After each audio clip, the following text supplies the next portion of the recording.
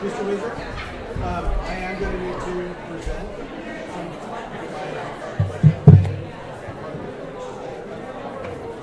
Yeah, so for that, we can do it the same way we're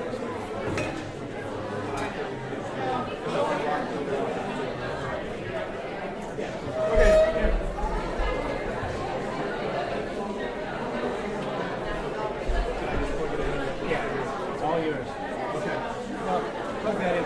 We can just plug your computer in and Okay, good. We can do that. We can do that. All right, got it.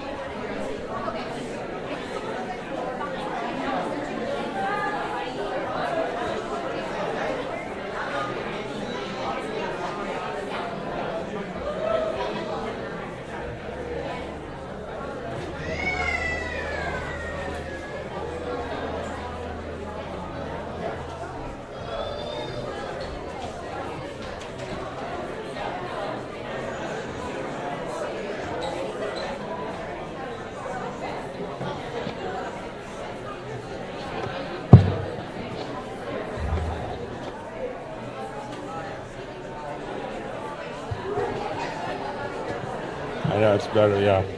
I don't like it when it's up in my face, yeah.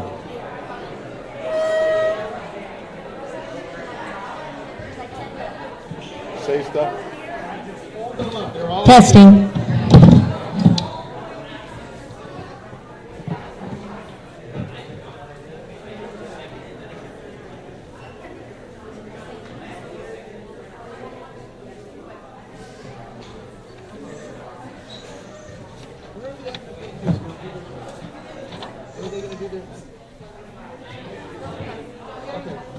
You got it? Okay, I'll just sit here quiet. Okay, we're going to start this meeting. We opened our meeting up at 4:30 and went in closed session, and we have returned at 6:03.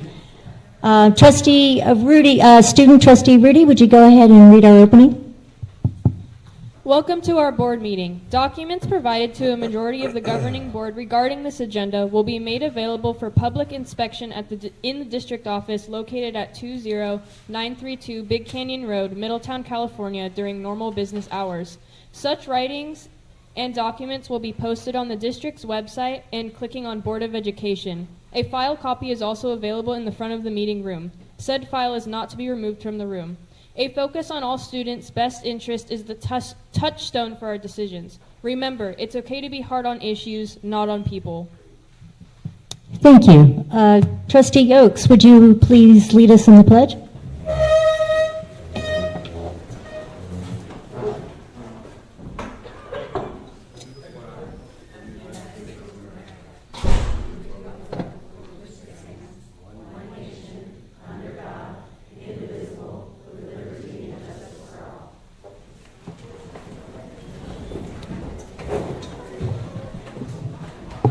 Okay.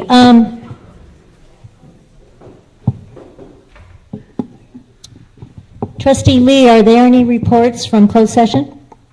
No action was taken during closed session. Okay, thank you. Could I get a motion to have approval of the agenda?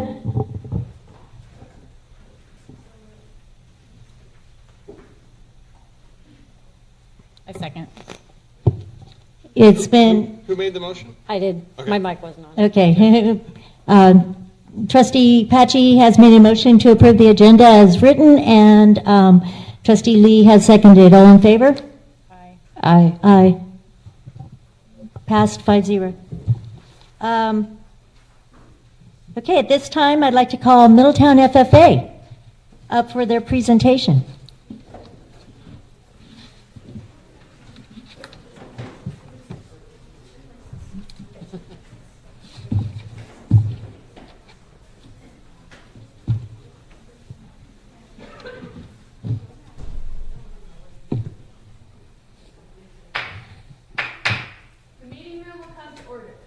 We are now holding a meeting of the Middletown Unified School District.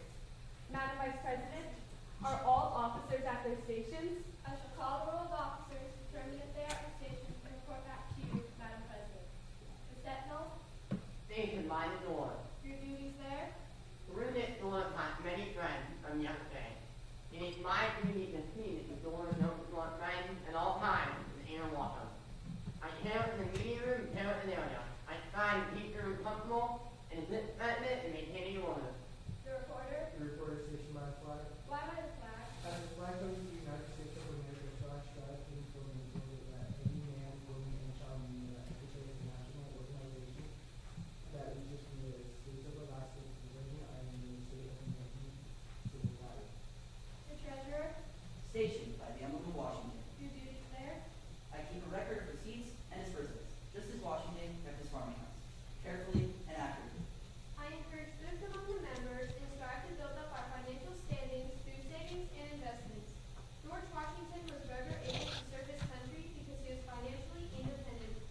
The Secretary, stationed by the ear of corn. Your duties there. I keep an accurate record of all meetings and correspond with other secretaries where corn is grown and FFA members meet. The advisor, here by the owl. Why by the owl? The owl is a time-honored emblem of knowledge and wisdom. Being older than the rest of you, I am asked to advise you from time to time as the need arises. I hope my advice is always based on true knowledge and ripened with wisdom. Mrs. Vice President, why do you keep a plow at your station? The plow is a symbol of labor and tillage of the soil. Without labor, knowledge or wisdom can accomplish that. My duties require me to assist at all times in directing the work of our organization. I preside over meetings in the absence of our president, who places beneath the rising sun. Why is the president so stationed? The rising sun is associated with a new era in agriculture. If we will follow the leadership of our president, we will be led out of the darkness of selfishness into the glorious sunlight of brotherhood and cooperation. Madam President, all officers are at their stations. Thank you, Madam Vice President. The Secretary shall call the roll of members. There are numerous members and guests present, Madam President. Thank you. FFA members, why are we here? Yep. To practice brotherhood, honor agricultural opportunities and responsibilities, and develop those qualities of leadership which an FFA member should possess. May we accomplish our purposes. I now declare this meeting of the Middletown Unified School Board duly open for the transaction of business or attention to any matters which may properly be presented.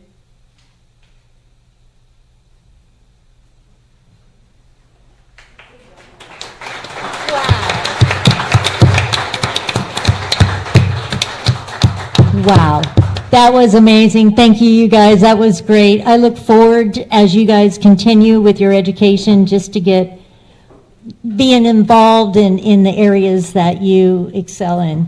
Thank you so much for that time, and I look forward. I think you're going to be coming back up later on, correct? Great. Okay. We're going to go on to our board members and our announcements. So I'll start with Trustee Shay. Do you have something that you'd like to report? It's really quiet. So our spring semester has started.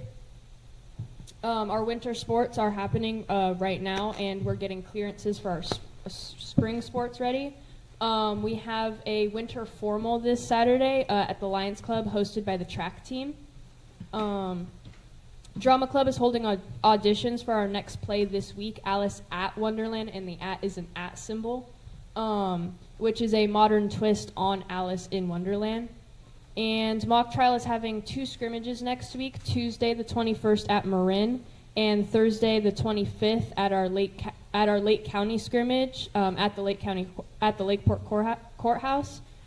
We also have a game night tonight in room 20 on campus right now.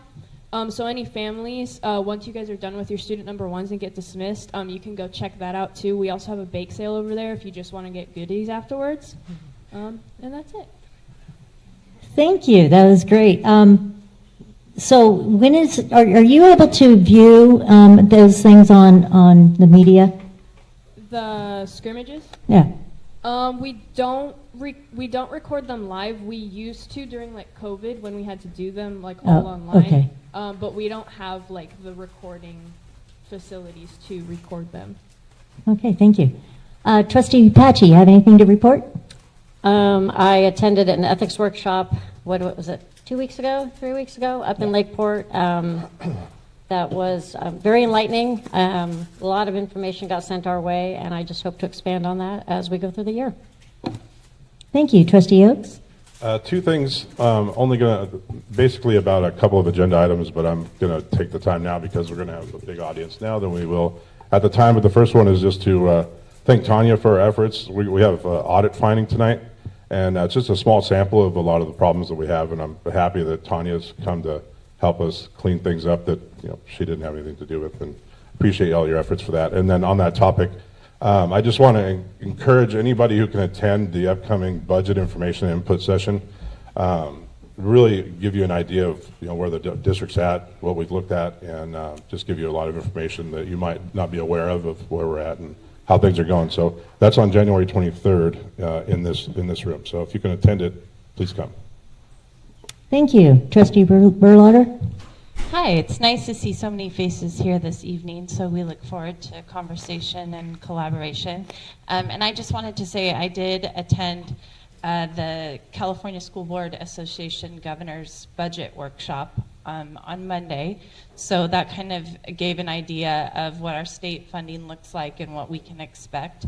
And so if you have questions about that, you're welcome to email me. I know Jeff attended also, or I'll be at the meetings next week, so if I can answer any questions, then I'm happy to do so. And thanks for being here. Okay, and Trustee Lee? I attended the ethics workshop with our president and with Trustee Patchy, and that's all I have to report. Okay, and then I did, this last month, I decided to visit all the campuses during lunch, and Coyote Valley was busy with 2 groups going through lunch at different times. Well organized with lunch, free play, cleanup, walking around. I helped tie shoes, supported students. Monkey bars, learned how to play foursquare kickball. Staff was engaged and visible and approachable. And Cobb's school students started with a homemade lunch, which smelled wonderful. Students played consist of building ducky villages, playing kickball, and different activities around the playground. Principal bounced from playground to classroom into the office where she was needed. Mini Cannon also had a feeling of good food, free play, and respect for each other. All sites were well structured and had a safe, fun feeling. Staff was plainly on site for all students' safety needs. Visiting the high school, you'll find classrooms, libraries, lunchroom, and outside tables full with students. Walked around at different times with Principal McKinney and then Vice Principal McQueen. Students were comfortable approaching them with any needs, and there was a calmness on the campus. Great staff, great students, and a great high school. Middle school lunch is busy. After eating, students scattered to the field where yard supervisor had music playing, hanging out in the library, retreating to Jolene Jesson's room to learn about upcoming plays that they can be a part of, or just expelling bent-up energy from a morning of academics. Principal Dorman's presence and the other staff added to a calming atmosphere to the active students. We have a great district that I'm proud to be part of. And I also would like to take this time to thank Sue Hunt for her years of working in our district. Sue is a big part of our district, raising kids that graduated from MUSD, volunteering, and then working as our payroll specialist. Thank you for all you had done for us, and congratulations on your retirement. And that's the end of my report. Oh. Superintendent Crane. Yes. Thank you. Couple of things. First of all, I want to thank the FFA students for their opening. I was privileged several weeks, maybe a couple months ago now, to go up to Potter Valley to help judge that actual activity from several different schools. I didn't get to judge our students because I was judging a lower division than our students are in because they're so good at it. But it really was something else. It was a great opportunity. I'm grateful for that. Our thoughts, of course, are with those dealing with the fires in Southern California. Our community understands the turmoil that comes with experiencing wildfires, and our hearts go out to anyone who's unfortunately having to live through that. Hopefully that recovery is quick, but we know that it probably won't be. Obviously, our budget has been and will continue to be a major focus for us. It doesn't make the decisions that we have to make easy by any means, but there are districts up and down the state that are going through what we're going through and worse. So it's not just us. I will share some plans for communicating and gathering input later. Just for now, know that these are difficult decisions that nobody takes lightly. In other news, Ray Green from Van Pelt is not with us tonight. There are a couple of small things about the bond activity.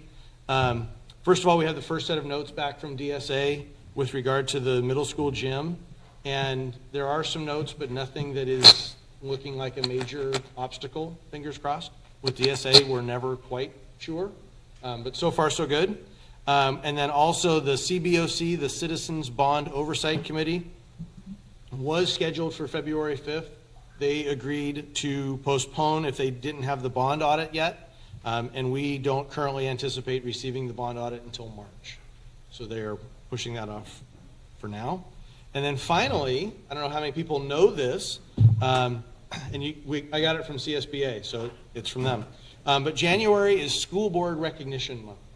I didn't get you any flowers or anything like that. It's okay. But we are always grateful for the service and leadership that our trustees provide our school district community. That's never more clear, never more important than during difficult times. For the members of our community, nobody runs for the school board hoping that they're going to get to preside over reductions in a budget. So we want to very much thank you for your service in these challenging times. And that's all I have to say about it. Okay, thank you. Thank you. Reports to the board. Is there an MTA representative?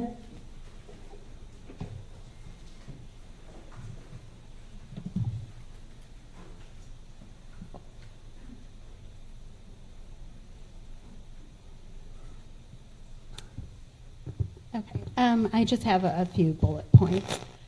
Okay, MTA feels that with the amount of reserve we have, that cuts should be postponed for 1 year as the reserve levels are at a historic all-time highs and should not be. MTA wants to remind the district that we should be spending this year's money on this year's kids and not saving for students 3 years from now as we have been. MTA continues to be in negotiations with the district, and we do hope and anticipate a more productive February session where items of concern are addressed and finalized. This next bullet point, I'm gonna just I do have something that if you're interested, I can share. So MTA is concerned about retention of teachers within the district. MTA is concerned about keeping teachers beyond year 9, as we currently only have 2 teachers in the years 11 to 15 category. This is very concerning, or this is a very concerning trend as we are looking at continuing to cut teachers that we invest and train in. So just, I'm gonna just pause and just show you this. So what this looks like is how many teachers we currently have that have been with the district for 11 to 15 years. Before that, this is 6 to 10. And then the teachers that are at 16 or more is a little bit more, or about, kind of like looks about the same as the 6 to 9 category. However, there are anticipated retirements from this list. And then what the first list is 1 to 5 years. This is how many teachers we have within our district. And so, so that's concerning for everyone here, teachers and students alike. MTA is concerned about the mid-year middle school teacher shuffle within the 7th grade class, and how the teachers are being supported moving forward. So what does this look like for August? And making sure that the current teachers that are on site have adequate time to prepare and information.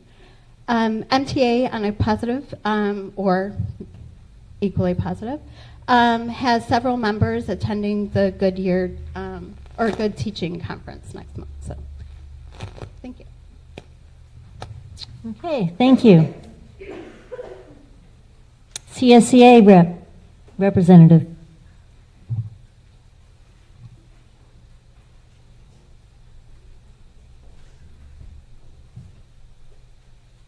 So Leslie Ryan, representing CSEA Chapter 228 as president.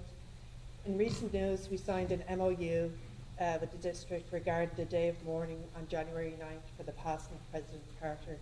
Classified employees receive the floater day, which may be taken at the discretion of the employee once it is approved by their immediate supervisor. The floater day must be used by June 30th, 2025. CSEA members plan to attend the budget information and input meeting for staff next Tuesday, January 21st at 4 p.m. at the Middletown Unified Multi-Use Room. Once again, I stand before you sadly reporting how disappointing it is to see more potential layoffs on the board packet for our dedicated, hard-working classified staff. These are staff members who work directly with students. These students will feel the impact and receive fewer educational services and support. This will be a huge loss to our students and schools. The morale among classified staff is at an all-time low. They're not just employees, but individuals with families and responsibilities who are now walking on eggshells, waiting and wondering what's next. I want to remind the board that the approval to lay off 20 classified positions and reduce the hours to 6 classified positions was only given last March. These positions for layoffs included campus security, van driver, instructional aides, special education aides, health aide / instructional aide, crossing guard, cook's helper, noon aide, district-wide custodian. The positions for a reduction in hours included instructional aide, special ed instructional aides, and library clerk. The current deficient elimination plan that was discussed at the last board meeting in December again includes classified positions: 3 campus supervisors, 1 technology specialist, and 1 translator. Why is the burden falling primarily on the shoulders of classified staff? Do you have any questions for me? Are there any questions from the board? Okay, thank you. Thank you. Okay, now's the time for our Middletown High School presentation, and number 1.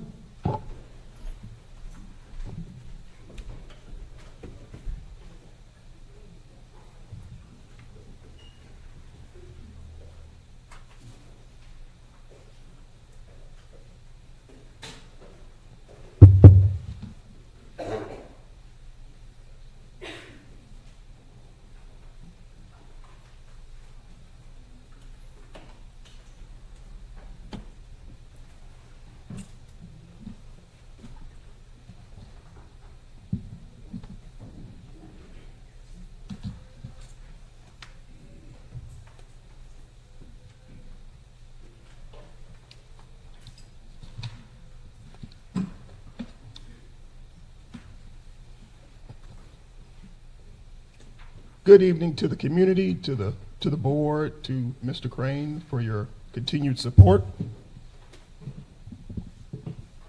Man, weren't our FFA kids fantastic? Yep. That was awesome. Let's give them a hand.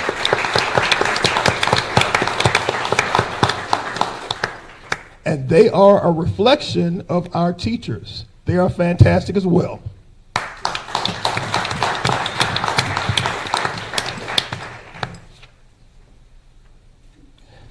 Okay, I'm not going to get up here and bore you with a lot of stuff, but I do want to highlight some things that are going on that are quite well at our school. I'm very proud and honored to be the principal of remarkable young people. I'm very proud and honored to work with a staff that is phenomenal. I would like to thank my teachers. I would like to thank the custodians. I would like to thank the cafeteria workers, the aides, anyone, the office staff. We have the best school in Lake County. And I believe that, and I see it every day.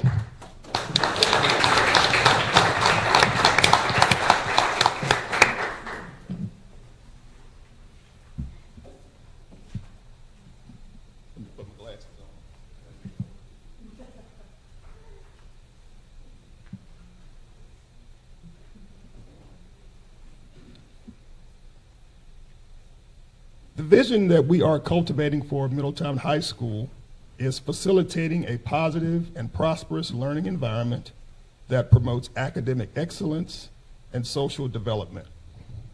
The teachers and staff members of Middletown High School are dedicated to providing a school culture that is inviting and rigorous.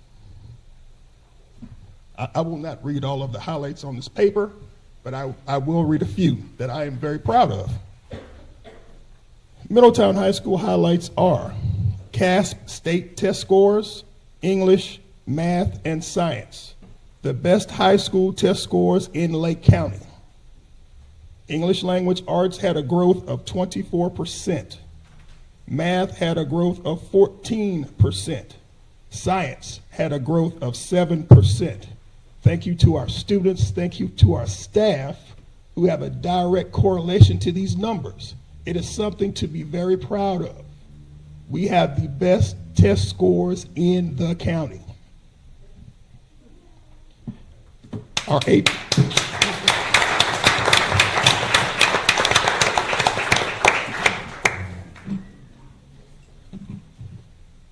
AP Spanish pass rate was 100%. Our AP English pass rate was 67%.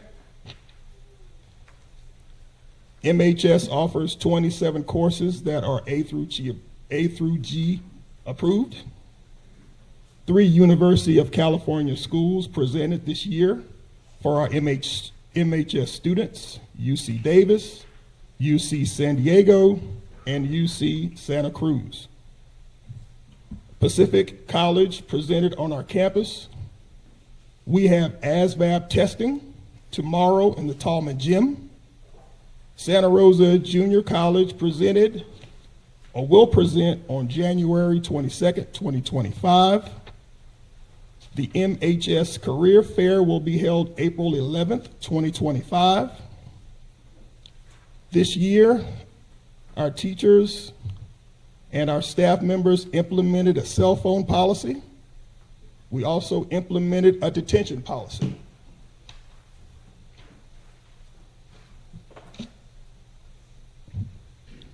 The Stop the Void presentation at MHS was presented by LCOE and the Lake County Sheriff Department.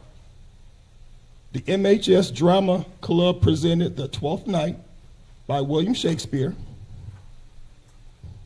We also provide student drone exploration, training, and FAA certification. Middletown High School students placed first, second, and third in the Kelseyville Pear Festival Essay Contest. Multiple MHS FFA students placed at the Lake County Fair. MHS celebrated the career of the legendary coaching icon, Bill Faulkner. MHS received $30,000 in grant money to refurnish our weight room.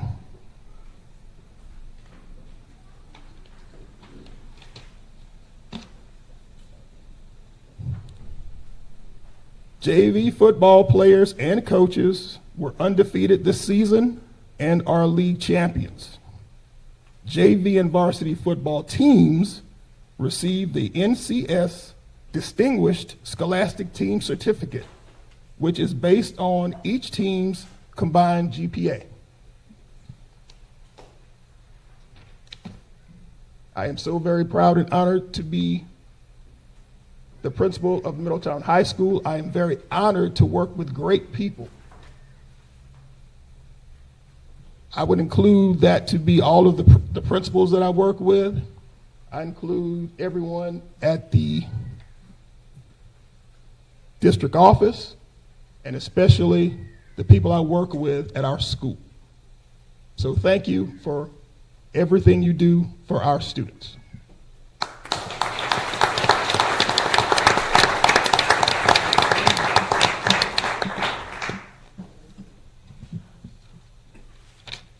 That's quite the bullet points that you have here. This is wonderful. Thank you. No worries, no worries. So are you going to go ahead with your student number 1 and staff? Yes, ma'am.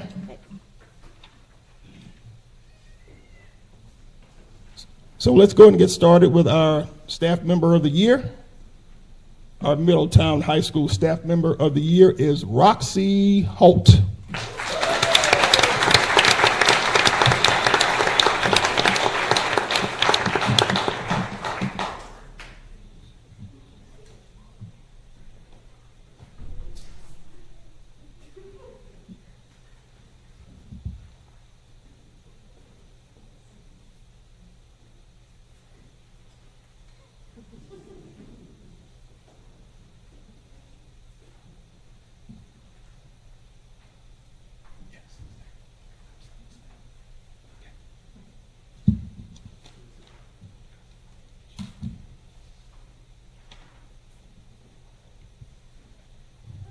Mrs. Roxy Holt has been an educator for 7 years.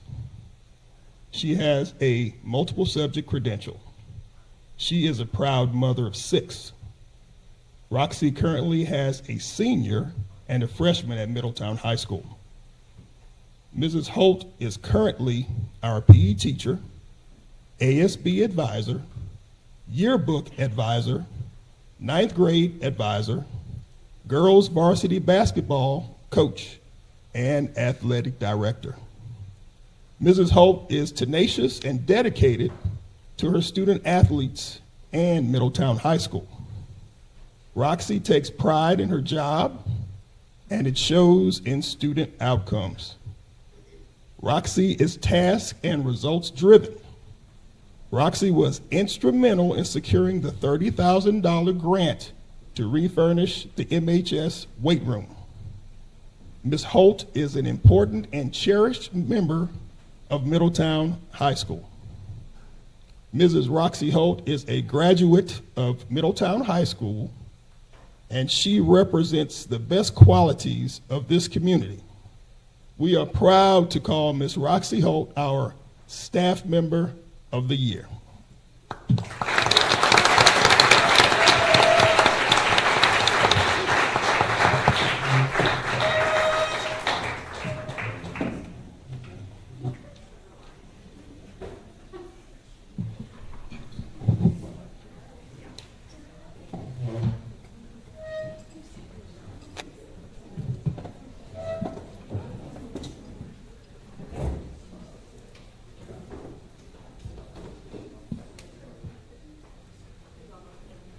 Okay, let me, yeah.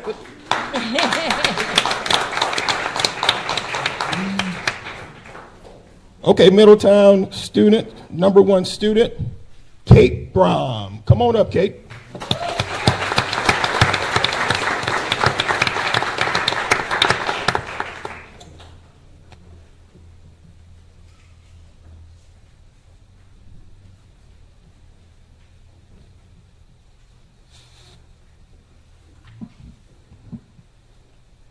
Mr. Evans, our computer teacher, says, Kate is an amazing young lady. She is kind, helpful, and very studious. In class, she is always diligent to do the best work possible and always willing to help peers. Kate is never afraid to ask for help and clarification to ensure she always understands the content. Mrs. Stetson, our English teacher, says, Kate Brom is an outstanding student and respectful human being. I adore her focus and determination. Mrs. Garrican, our math teacher, says, Kate quietly and respectfully does excellent work and is an example to others. I would like to say that Kate is one of my babies that I taught a few years ago. And she would always amaze me with the work that she would do and how dedicated she was to doing her best. So I am so very proud of you, Kate.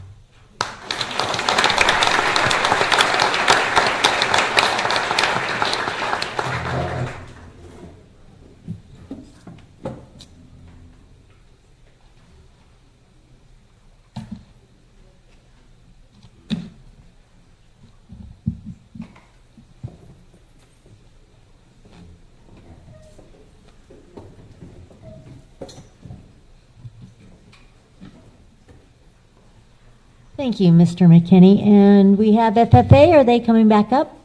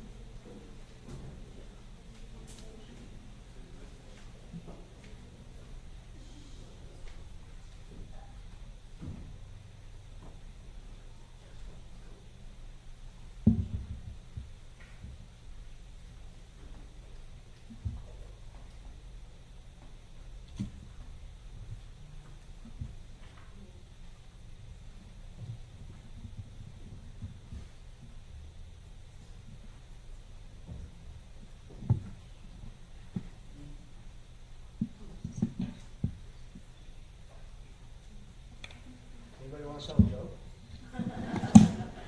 Where's Larry Allen? No, a good joke. Yeah, right.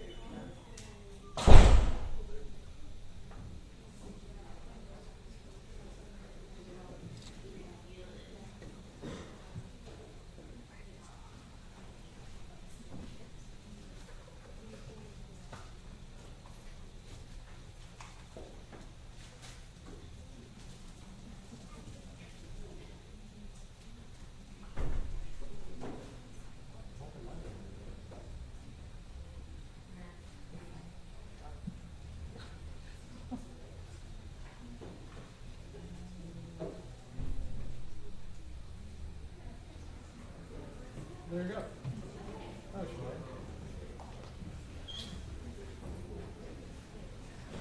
Thank you to the board for having us, and So, we are hang going on. Here's mine. Yes, because no matter how loudly you speak, they won't hear you at home. Thank you to the board for having us, and tonight we're going to be sharing with you a presentation on Middletown FFA. My name is Eva Welsh, and I am the president of the Middletown FFA. My name is Kayla Rossetti, and I am the vice president of Middletown FFA. My name is Chesney Henry, and I'm the secretary of Middletown FFA. My name is Desiree Shiplow, and I'm the vice treasurer of Middletown FFA. I am CJ Green, and I am the treasurer of Middletown FFA. I'm Heenan Yates, and I'm the sentinel of Middletown FFA. I'm Marcus Martinez, and I'm the historian of FFA. And my name is Caitlin Ramos, and I'm one of the advisors for Middletown FFA, as well as Miss Karen Jones and Mr. Clayton Croman.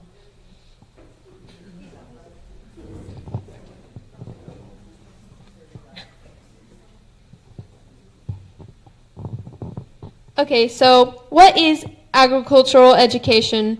Agricultural education first started in 1917 with the passing of the Smith-Hughes Act, which allowed high school and secondary schools to have a vocational education classes. This provided supports for vocational agriculture, funding for schools, and 3 hours of agricultural education per day. Agricultural education teaches students about agriculture, food, and natural sources. Through these subjects, agricultural educators teach students a wide variety of skills, including science, math, communications, leadership, management, and technology. This is all done through the three-ring model, which agriculture education is based on. Agricultural education envisions a world where all people value and understand the vital role of agriculture, food, fiber, and natural resource systems in advancing personal and global well-being. Agricultural education prepares students for the successful careers and a lifetime of informed choices in the global agriculture, food, fiber, and natural resource systems. All agricultural classes offered at Middletown High School are A through G, CSU, and UC certified. All ag science classes are D, life science, are CSU and UC certified. So, agricultural education can be broken into 3 sections. The first of which is classroom/laboratory, where you learn to do things such as welding, sciences, and vineyard management or floral, things like that, in a classroom setting. The second section is SAE, or supervised agricultural experiences, such as livestock management and production, ag mechanics projects, research projects, and entrepreneurship. The third section is FFA, where you get to go out to events such as ALA and MFE, which are leadership conferences, as well as competitions such as ag mechanics, farm power, and vet science.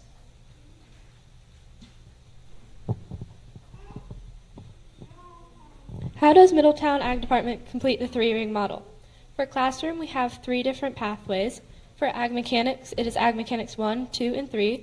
For horticulture and ag business pathways, there are quite a few, but a few are art and history of floral design, intro to viticulture, and introduction to entomology and weed science. And for ag science pathways, there's ag biology, animal anatomy/physiology, and ag AP, environmental science. For FFA portion, there are a few as well, and a few of them are leadership conferences such as Green Hand, MFE ALA, and state conference. There's also leadership development events such as speaking contests and job interviews. There are community service opportunities such as Ag Boosters events, A through Z Foundation dinner, trunk or treat, Wreath Across America, and donkey basketball. For SAEs, there are also quite a few, and a few are vineyard management, agri-science projects, ag mech projects, and beef/sheep co-op.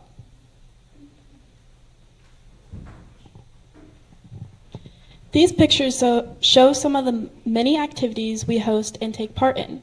For example, the vineyards, where members work hard to keep it running. We have community service opportunities like selling tri-tip barbecue sandwiches. We have fundraisers like donkey basketball, pictured there. We have judging teams such as farm power, vet science, and ag mechanics, which are pictured up here on some of their trips. We have a trip called ARC Exposure up here, where students are encouraged to grow both in and out of the classroom. There are other activities we encourage our membership to engage in, like a tractor pulling activity and repairing a catapult in order to sling pumpkins across the field, here and here.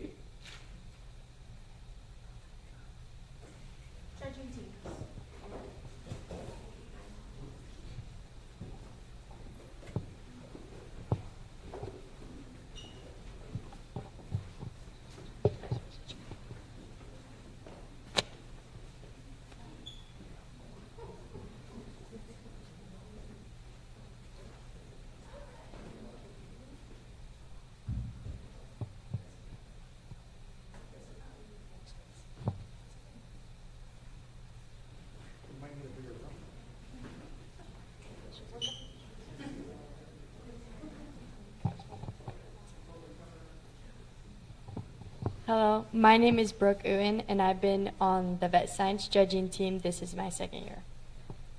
Hello, my name is Alyssa Judson, and this is my third year on the vet science team. Hello, my name is Lillian Marshall, and this is my second year on the vet science team. Hi, I'm Curtis Westfall from Middletown FFA, and I've been doing vet science for 2 years. Hi, my name is Lillian Solis, and I've been doing vet science for 3 years. Hi, I'm Devin Chippy, and this is my first year on the Ag Mechanics team. Hello, my name is Diego Pimentel, and this is my first year on the Ag Mechanics team.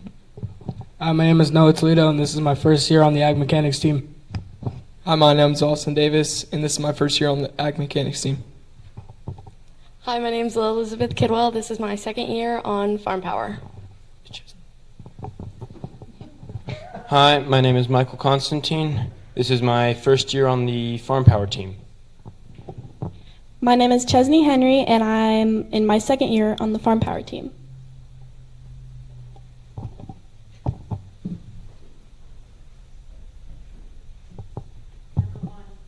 Hi, my name is Kayla Rossetti, and this is my second year on the vet science team. My name's Desiree Schiflo, and this is my second year on the vet science team. My name is Eva Welsh, and this is my second year on the vet science team. There are several types of FFA judging contests, otherwise known as career development events, in which high school age kids compete based on their knowledge of a particular subject. Contests allow students to work and meet with career professionals, bridging development of student interest towards future careers. Schools may have different types of teams that compete. These contests are organized by colleges, FFA advisors, and local experts. Currently, Middletown has an Ag Mechanics team, Vet Science team, Farm Power team, and a Forestry team. Judging teams members practice actively October through early May, often on top of other athletic practices, and work often at odd times, trying to accommodate industry leaders that aid them. These members give many weekends to complete. Last year alone, our teams traveled 5,000 miles, raising over $6,000, paying for travel, entries, and supplies. The CDC Vet Science Judging Team is a competitive event designed to prepare students for careers in veterinary science.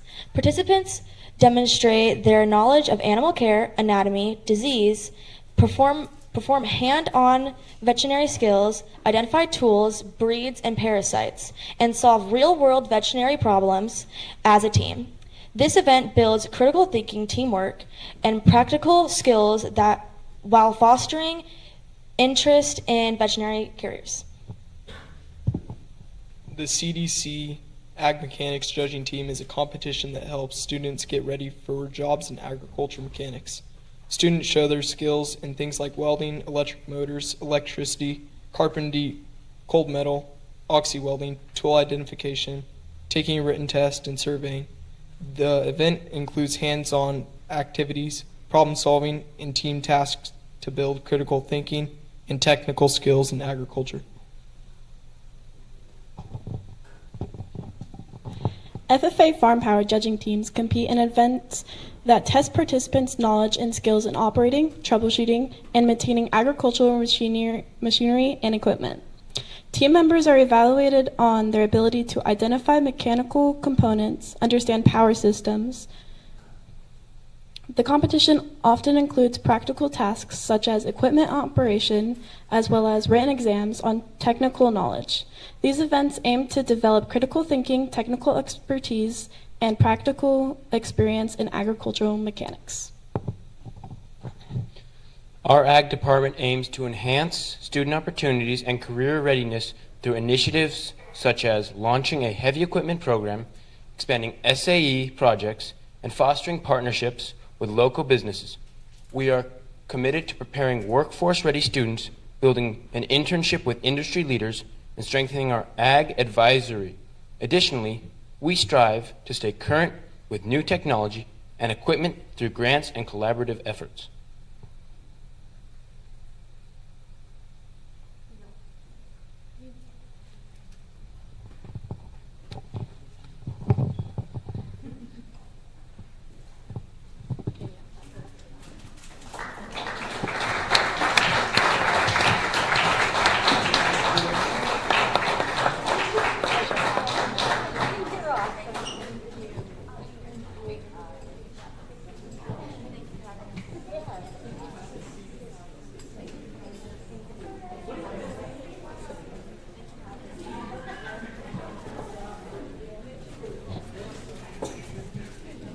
That was great. This is, sorry, continue, please. What is FFA? FFA is an intercurricular student organization for those interested in agriculture and leadership. It is one of the three components of agricultural education. The National FFA organization's mission is to help students develop their potential for leadership, personal growth, and career success through agricultural education. FFA's goal is to develop leadership, promote agriculture, build confidence, encourage career success, develop character, promote citizenship, develop interpersonal skills, and promote healthy lifestyles. But what is FFA to us? It is the memories we share with each other. FFA is inspiring. FFA opens opportunities. FFA is a community. FFA is a way of life. We will always have a home with FFA because in the end, we are FFA.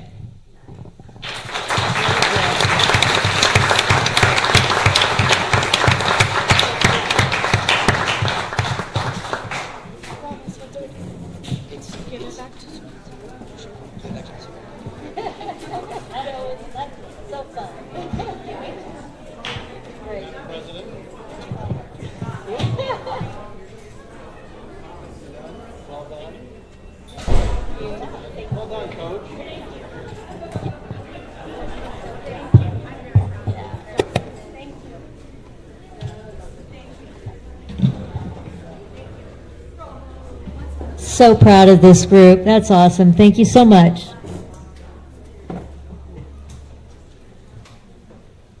Okay.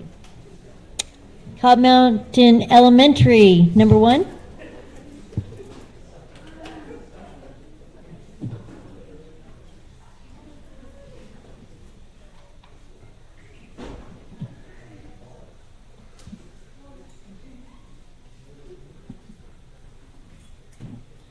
Good evening. Cobb Mountain Elementary is very proud to announce our number 1 for this month is Miles Goodman.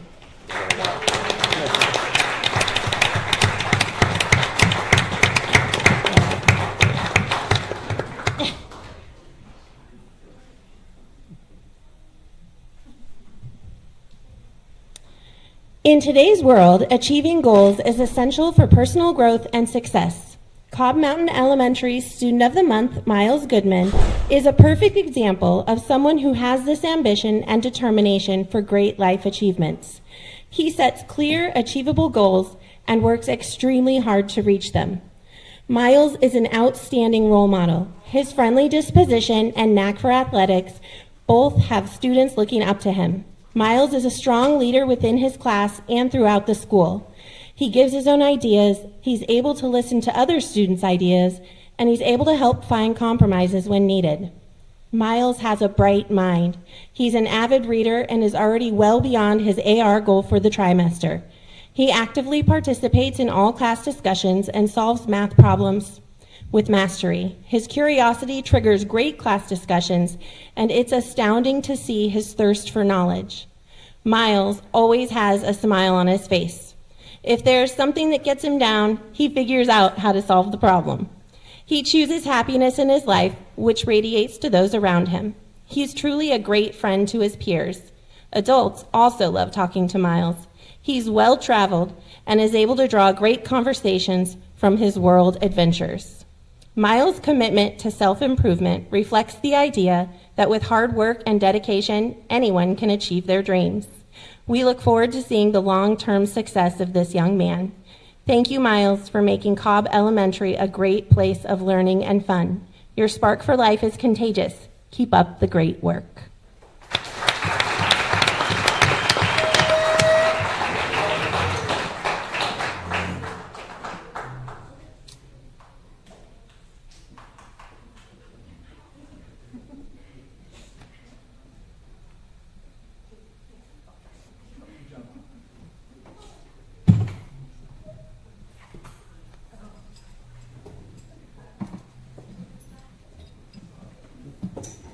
Okay, Minnie Cannon, Ms. Fisher.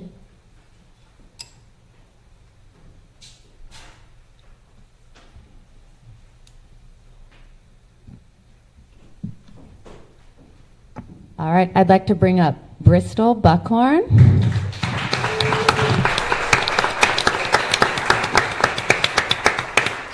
I was hoping you'd run up like our last student just did. Miles ran up here with excitement, no?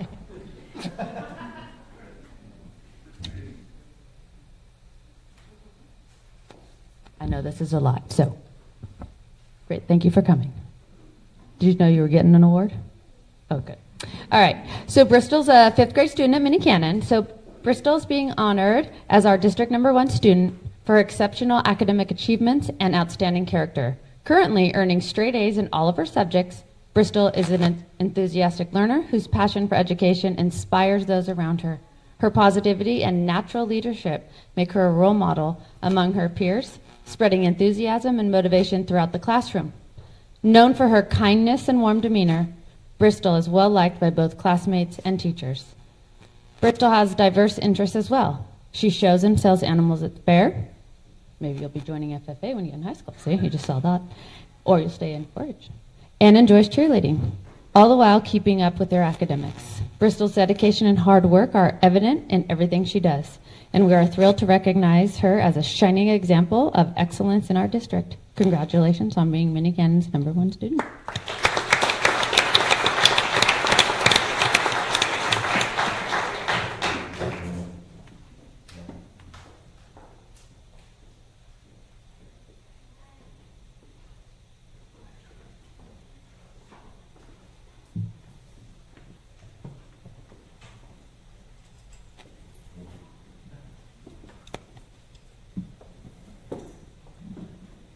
Okay, in Coyote Valley, Mr. Ferguson. There you are.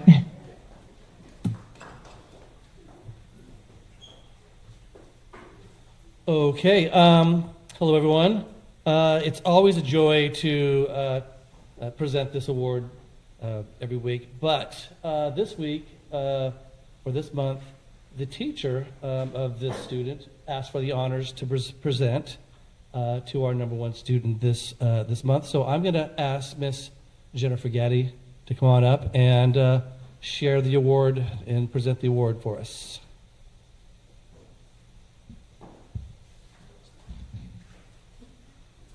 All right, thank you. Coyote Valley's Student of the Month would be Peyton Emberson.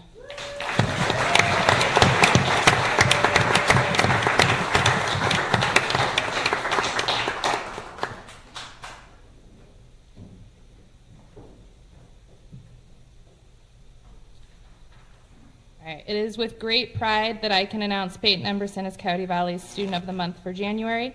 This is a very special award for me to give because I have had the privilege of watching this girl from birth grow into an incredible young lady. Peyton is kind, thoughtful, artistic, and very intelligent. In class, she works hard and stays focused. Her assignments are always completed to the best of her ability. She takes pride in everything she does, whether it's taking notes or creating a project. She pays attention to the details and insists on perfection. She has maintained straight A's all year with no missing assignments. She has already made 1.3 years growth in reading and is at a 9.4 grade level. At the beginning of this year, Peyton claimed she did not like to read, but she is now completing books with hundreds of pages and loving them. Watching her stamina and love of reading grow has been one of my greatest joys so far this year. The reason I nominated Peyton for this award, however, is not because of her fantastic grades and above grade level scores. Recently, she completely stepped out of her comfort zone and auditioned for the Grinch in our performance of How the Grinch Stole Christmas. If you know Peyton, you know that she is typically very shy and reserved. Even as her aunt, I was surprised when she told me she wanted to audition. She practiced for weeks in preparation and was chosen by her class for the part. Her performance was phenomenal. Teachers and students complimented her acting abilities and were shocked to see her in such a different light. Her hard work and dedication to the part really paid off. Miss Jelly, Peyton's 3rd grade teacher, said that there is no one like Peyton. She cares a great deal about her schoolwork. She tries her best on everything she does, going above and beyond. In 3rd grade, when she would learn something new, especially in writing, she'd go home and make a second one. She is a beautiful writer. Her creativity shines through in all she does. She pushes herself. Even when she feels uncomfortable or awkward about something, she pushes herself to go out of her comfort zone and try it anyway. I'm so proud of Pepe. Miss Moore, Peyton's 4th grade teacher, Wanted to add that Peyton's work ethic is incredible and her perseverance is tireless. Her school spirit and playfulness keeps staff and fellow students smiling. But the best thing about Peyton is her kind heart and true compassion for others. We're proud of you, Peyton. Mrs. Hayes, the kindergarten teacher Peyton helps, said, Peyton has shown incredible kindness, patience, and leadership while helping in my kindergarten classroom. She is a wonderful role model and is always ready to lend a helping hand. Peyton encourages my younger students and makes learning fun for everyone. I am so grateful for her hard work and positive attitude. Keep shining bright, Peyton. Peyton is also part of our leadership team and helps in a kindergarten class 4 days a week. Peyton is truly a role model on campus. I am so grateful to have her not only as my student, but as my niece. I am unbelievably proud of the young lady she is growing into and can't wait to see what her future holds. Congratulations, Peyton. Keep up the hard work.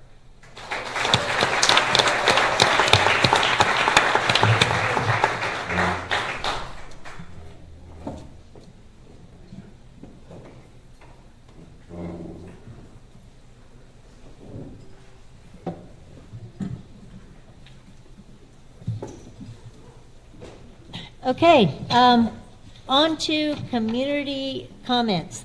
Those in the audience desiring to address the board regarding items not on the agenda may do so at this time. Each speaker will have 3 minutes to address the board and make a brief statement, express his or her viewpoint, or ask a question regarding the matters related to the school system. Please understand that the board does not take action on non-agendized items. Board Policy 9323. All of the comment requests that we have are in relation to the budget agenda item, so they'll be taken up at that time on the agenda. Okay, and that would be number 8, board 8A. So we'll be taking those at that time. Thank you. Okay, consent agenda. All matters listed under consent agenda are considered to be routine or sufficiently supported by prior or accompanying reference materials and information as to not require additional discussion. A motion as referenced below will enact all items. Are there any items that you would like to have pulled? I'm going to ask that item A, approval of minutes, is pulled. And then I'm going to go ahead and go on down. Item B, payroll reports for December 2024. C, MUSD purchase order report for January 15th, 2025. D, warrants report for January 15th, 2025. E, donations. Trustee Berlager, would you like to have the honors of thanking our community? Yes, of course. Just a general thank you to all past, present, and future donators for helping enrich our students' learning experiences. First of all, the MMS basketball team would like to thank Paul and Alice Weiss for their donation, which supports team building activities and the love of the game. MHS men's basketball wishes to thank Tom and Linda Darms, which their donation allows athletes to participate in sports and foster team building. Middletown Mock Trial sincerely thanks Angela Smith for her donation, which was gratefully utilized for mock trial team state finals expenses. And lastly, MMS wishes to thank Van Pelt Construction for their generous donation, which supports the 6th graders' ability to attend science camp, which is an activity that allows the students to experience the wonders of science in a hands-on environment.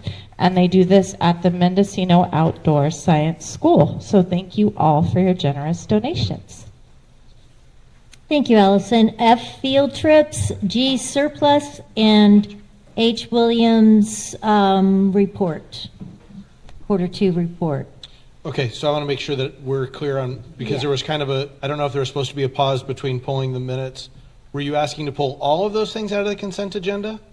No, I just wanted a approval of minutes to be pulled from the consent agenda. We just wanted to make sure that we were on the same page. Okay. And back to the surplus, the fall library weeding. The reason that it was stated mostly was infrequent circulation. I don't know if you guys noticed that. And then, yeah. So do I have a motion to approve the consent calendar B through H? Move to approve. It's been moved by Chris. I second. Seconded by Allison. Student trustee, do you have a vote? There you go. I'll vote yes. Okay, thank you. All in favor? Aye. Opposed? Passed, 5-0. And just to clarify for everybody, the procedure that we're doing, our student trustee is an advisory vote. Hers doesn't count as part of the 5-0, but we want to make sure that she gets an opportunity to have her voice heard in the process, and so. Want to make sure she's paying attention. Just It's a kidding. quiz. Okay, and then back up to approval of minutes. The reason why I asked for this item to be pulled was I would like to have the minutes to be moved for future agenda to be moved after the approval of the agenda, so it's not part of our consent calendar. And also there was some edits that needed to be done. I haven't had a chance to look at them, but I believe that they were taken care of. Yeah, if you could read them. Okay, so, can you hear me? Is it on? I can hear you, but I'm Okay. sitting right next to you, so. So the edits I had were 61 edit to please add motion to elect Zoe Versisko as board president, made by Chris Oakes. And I can give this to you. 62 edit, please add motion to elect Annette Lee as board clerk, made by Zoe Versisko, seconded by, and I think it was Allison that seconded that. And then for 6I, edited to add, in addition to Emily Kazmaier, edit to add express concerns about the elimination of her position. And then number 8, edit to please add discussion regarding budget specifics and concern regarding the implementation of last year's budget reduction process. The district will implement a new process that is transparent and demonstrates a detailed fiscal analysis of reasonable budget reduction ideas that includes but is not limited to the reduction of positions and/or personnel. And then 9A, edit, please capitalize Brown Act. Those were my edits. Did anybody else have any edits? Okay, at this time, I'd like you to, I'm going to ask for a motion to approve the minutes with the additional edits, but also to move it to the agenda under, right after approval of agenda. Do I have a motion with those items? So moved. Okay, it's been moved by Trustee Patchy to approve the minutes as revised and moved to the agenda at a different location. Well, is that what the motion was, to approve the minutes and to? Move them. To move it. Loop them? And move them. And that's kind of how I repeated it. Okay, well, I want to make sure that we're clear, because we're kind of, We're good. okay. Okay, do I have a second to move the meeting minutes to the agenda and approve it with the corrections? I second. Okay, it's been seconded by Trustee Berlager. Student trustee, do you have a vote? I vote yes. Okay, all in favor? Aye. Is there any other discussion? I'm sorry. I just wanted to ask, is that a permanent move? Are we moving from now on, are we moving to the minutes to after the agenda, on every agenda, the approval of the agenda? Yes, I'd like to have that and I wanted to have that as with you guys voting on it, because it was a change in the format of the agenda. I don't know if it needed to be done that way, but. So from now on, we'll approve the agenda, and then right after that, we approve the minutes from the previous meeting? Correct, and the reason why I wanted that is I just felt that we needed to take care of business, old business kind of, before we start our new business. So first agenda, then the minutes, or minutes and then the agenda? Agenda first. Okay. Yep. Any other questions? All in favor? Aye. Aye. Pass 5-0.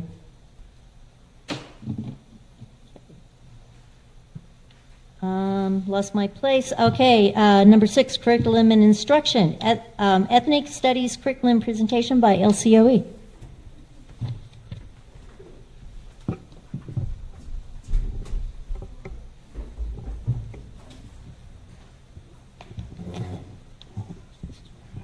Oh, before you get started, I don't know if any students here are from, in families that want to leave at this time because they've already taken care of their awards. You can go ahead and leave, but I don't know. Thank you. Good evening. I'm Brock Falkenberg, Lake County Superintendent of Schools, and I'd like to introduce Stacy Uleton, who led an effort to put together and build a local curriculum focused on the state-required ethnic studies curriculum. If I say too much, I know I will cut into her presentation, but basically, 4 years ago, the legislature passed a requirement that all high school seniors must pass an ethnic studies course.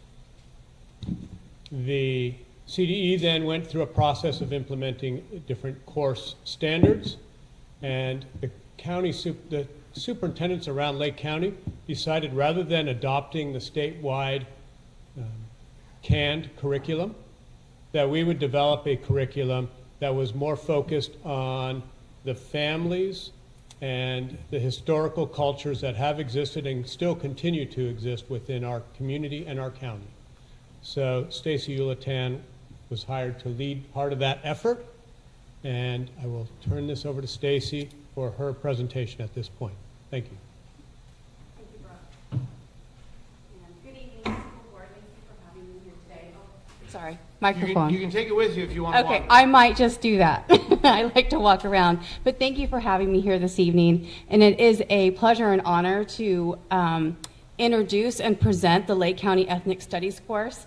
It has been a passion project. I've worked with many community members across the county and within your district to have this come to life and for this vision of a ethnic studies course that reflects our county and our history and our community a reality. And so we're seeing that, and I'm just really excited to be here. So thank you for having me. Just like Brock was saying, let's see. Oh, it'd be good if I turned it on. So here we go.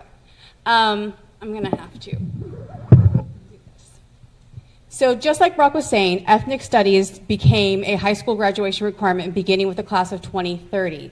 So for that to happen, the AB 101s required that all California public high schools offer an ethnic studies class beginning fall of 2025.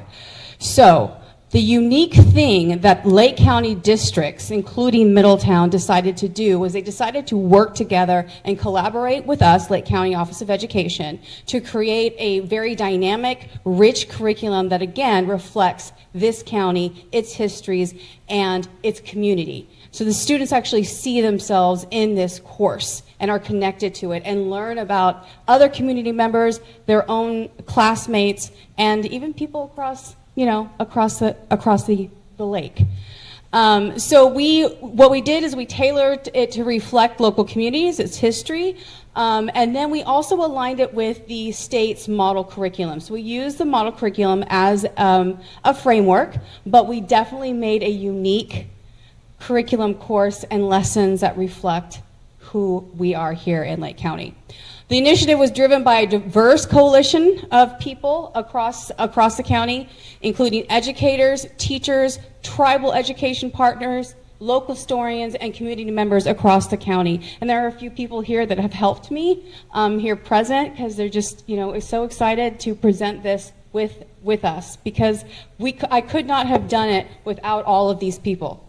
I mean, truly, it was a cross-county effort and an inter-district. It was just great, cross-district collaboration. And I'm truly proud of the journey that we took.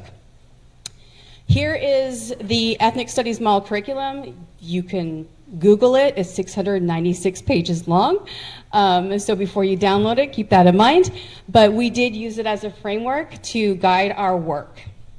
So I just wanted to bring that up.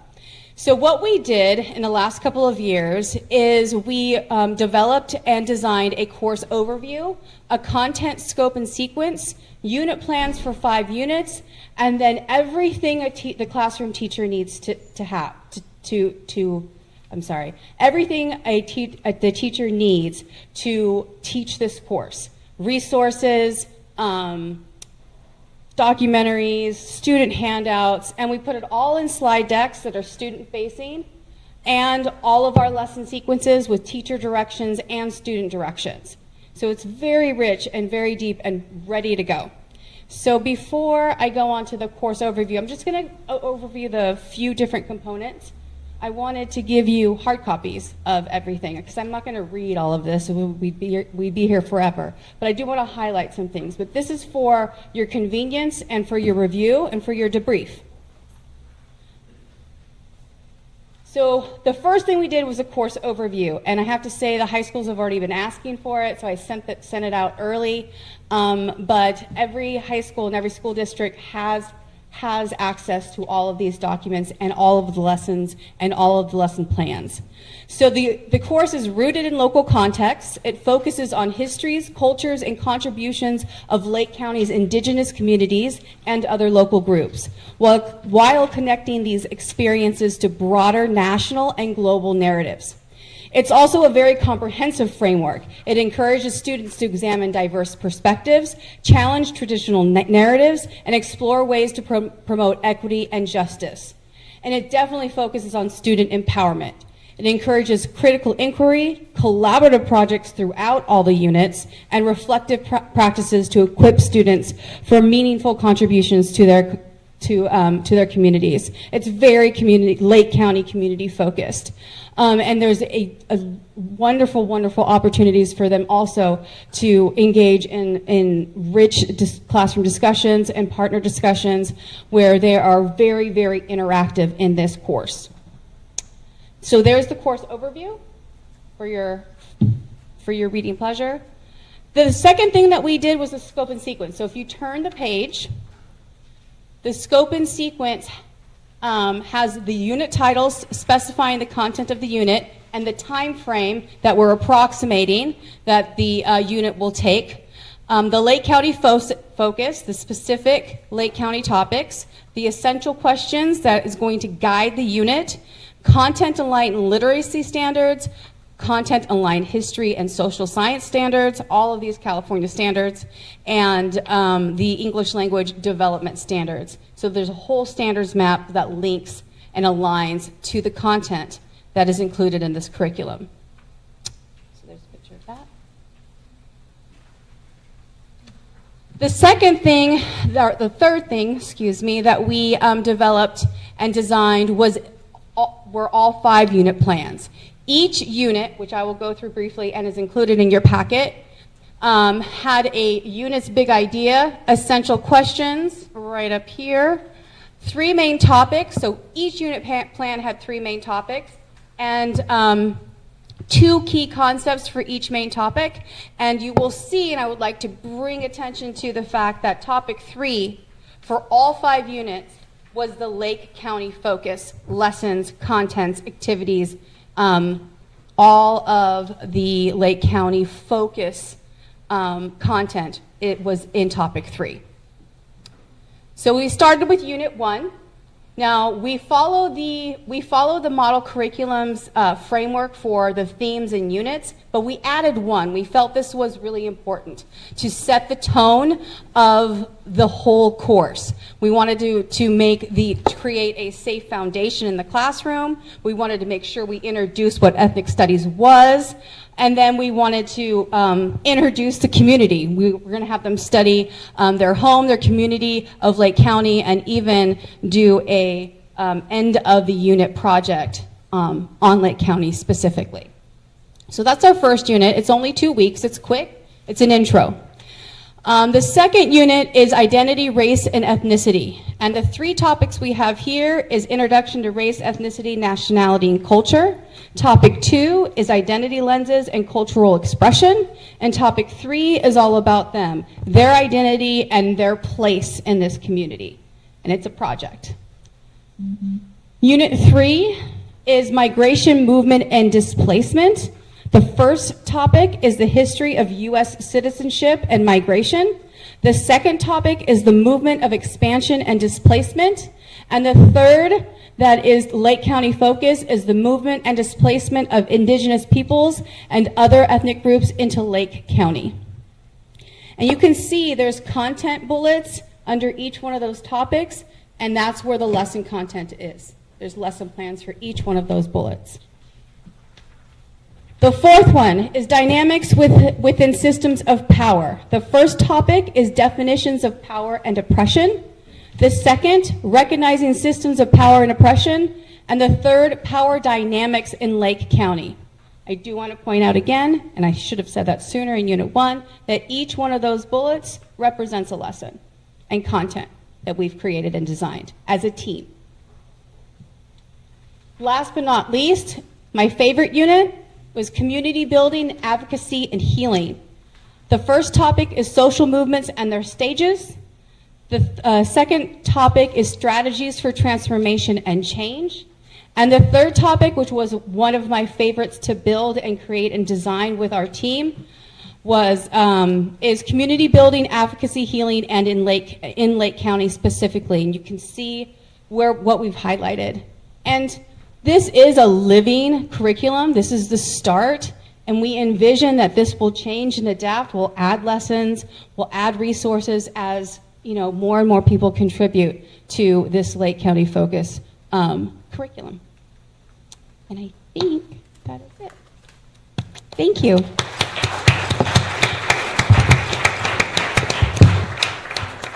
Okay, thank you. Are there any questions from the board? Yeah, is this is Lake County kind of unique in creating their own curriculum like this, or is this something that's a lot of counties have done? I am so glad that you brought that up.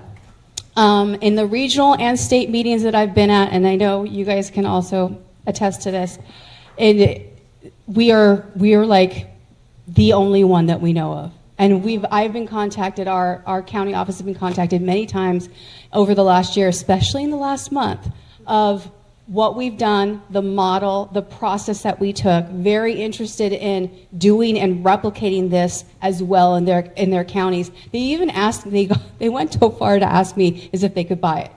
Could we buy the first, and I had to explain to them the third topic would be of no interest to you, right? But the first two topics for every unit, you would. But you could definitely, other counties could wonderfully model this and follow our example. And so the word is out that we've created something incredibly unique in this county when it comes to this course. Yeah, I remember when it first came up, it's interesting to see it finally coming through. And I appreciate you pulling that together, because it was nice for you guys to turn a state requirement into something that's going to teach our students about the history of their community and not somebody else's. Yes. Most of the content, in the state is, Brock has pointed this out to me the other day when we're discussing this. It's mostly Southern California lessons and content. So again, I mean, this curriculum and these lessons, they're nowhere to be found. We created and designed them with all this community connection and help, from historians and community members and tribal members and educators from all districts, curriculum directors from all districts. And it was a wonderful journey, honestly. Well, thanks for pulling it together. You're welcome. Yeah. I can see some students wanting to go to museums around here. I mean, it's going to open up some doors that they're going to want to do some self-learning, and so that's awesome. I'm looking forward to it. But what is the next step? I'm so glad you asked. Yeah. Before you, can I just jump in while we're talking about the curriculum? I just wanted to make a note on Unit 5. Yes. One of the bullet points talks about Mendocino College Foundation adopt a fifth grader. We have 2 community colleges in Lake County, and Woodland Community College also has an adopt a fifth grader program, which would be great for our South County schools to learn about. So if that could be added to this, that would be Absolutely. Awesome. Absolutely. We were looking for a website for them to get to, so we're hoping that Woodland, well, we can bring that up. Absolutely. Thank you. Adding things to the living document already. Yeah, well, that's what. There we go. That's the whole point. Yeah. As soon as this gets out out to the community, we know we're going to get feedback, right? And we are actually, the Lake County Office of Ed is planning on doing a community of practice every week to check in with the teachers every single week, get them prepared for the next week, get feedback, what worked, what didn't work, what were the hiccups, And so this is a continuum. This is not just ending here. We just have our foundation finally. Great. Yeah. So as far as next steps, our next step is to have the curriculum available for public preview. I anticipate that we will post the overview online, but if people want to have a more detailed look, there will be a Chromebook available at the district office that they can come in and take a look at and access the whole thing that way instead of trying to post it all. And so that's one thing. We, in February, will have the opportunity, well, I say we, you will have the opportunity to vote and officially adopt the curriculum. And then the next step after that is training for teachers. And I don't remember those dates off the top of my head, but we already have them set up for teachers to be trained, ready to start next year. Okay. Thank you. Well, thank you. Okay, item B, 2024-2025 School Accountability Report Card. Superintendent Crane, would you like to say anything regarding that? I'm always happy to say something about just about anything. Thank you. Yeah. So our school accountability report cards are an interesting, well, I think they're interesting, but I'm kind of a nerd. So they are posted online, and they are always a year behind. So we are now adopting school accountability report cards that reflect our schools for the 23-24 school year. So that's a little bit odd. Much of the data gets pulled for us as far as test scores and things like that. And then other things that we put in as far as descriptions of what happens at our school site and those kinds of things. And so our principals have been working hard on this since last month and trying to get everything updated. And this is what we have. They're ready for your approval and to be posted on our website. Okay, looking at it too, I will say that it was nice to see all the schools having it in on time, and so that was great, all together for us to approve. So we have the SARC 2024-2025 SARC report, and it's for Minnie Cannon Middle School, Coyote Valley, Cobb, Middletown Middle. Can I get a motion to approve? I move to approve. Second. Okay, it's been moved by Trustee Lee, seconded by Trustee Oakes. Is there any more? I just had a comment. Yeah. Every year I kind of pick a different data set to look at with the SARCs, and this year I just looked at enrollment, and it was good to see that it does look like our enrollment is going to be strong over the next few years. It looks like the high school is going to be welcoming in an additional 18 students next year, and then only losing 4 the following year. So it was encouraging to see that, that our enrollment looks pretty strong based on the numbers that I saw in the lower grades. Moving on up to our upper grades. Oh, that's good. I didn't notice that, and that's really good to know. That's great. Any other comments? Okay. So so do we have a motion to approve? We did. We did. Okay. That was from Annette and yeah. Okay. Student trustee, do you have a vote? I vote yes. Okay. All in favor? Aye. Passed 5-0. Okay, expanding learning opportunities program.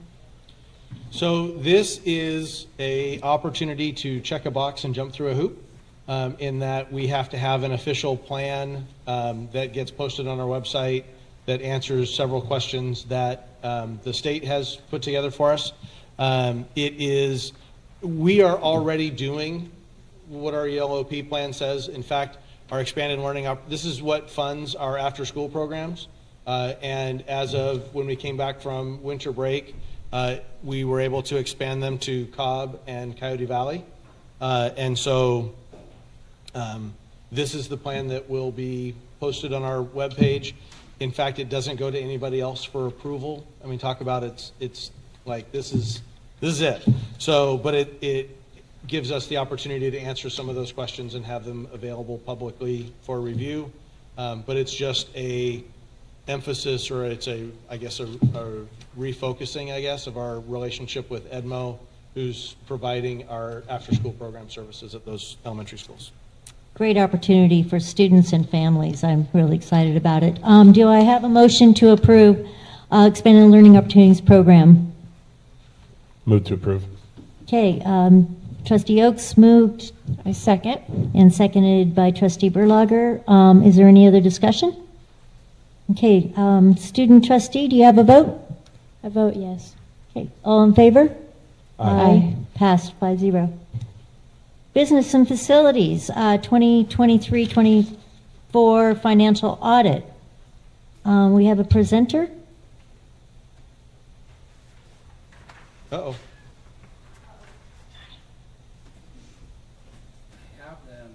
Oh. Are their mic muted? It just went to, no, it's flashing. It's. Don't worry about the train, but he's got to be unmuted. Oh, is she not in the meeting? What?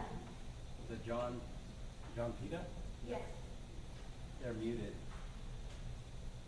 They're also not showing up on the screen. Well, Oh, wait, there we go. Their camera's off too. Something happened.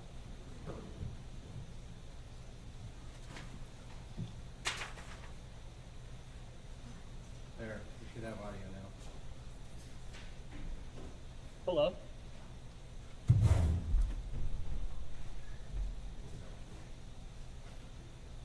Yeah, we can hear you. Oh, perfect. Is it my turn? Sorry, the meeting was muted for a while. I couldn't tell. Hello? Hello? Is it my turn to present? Yes. Okay, perfect. Okay. Can I share my screen by any chance? Is a I have a PowerPoint presentation that I prepared. Yeah, I could do those. And then on the big screen, he just went away. It's about to go back home.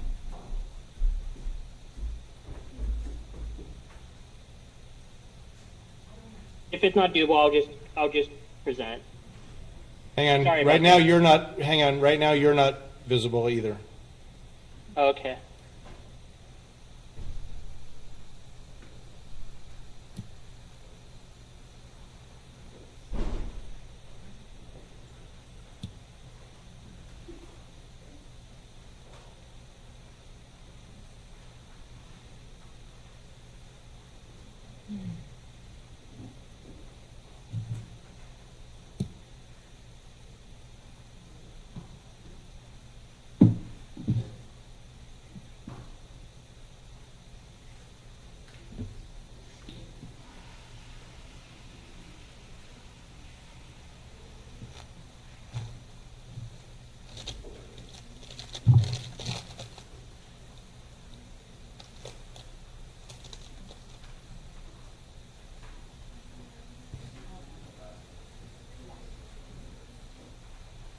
You should be allowed. You should be able to present.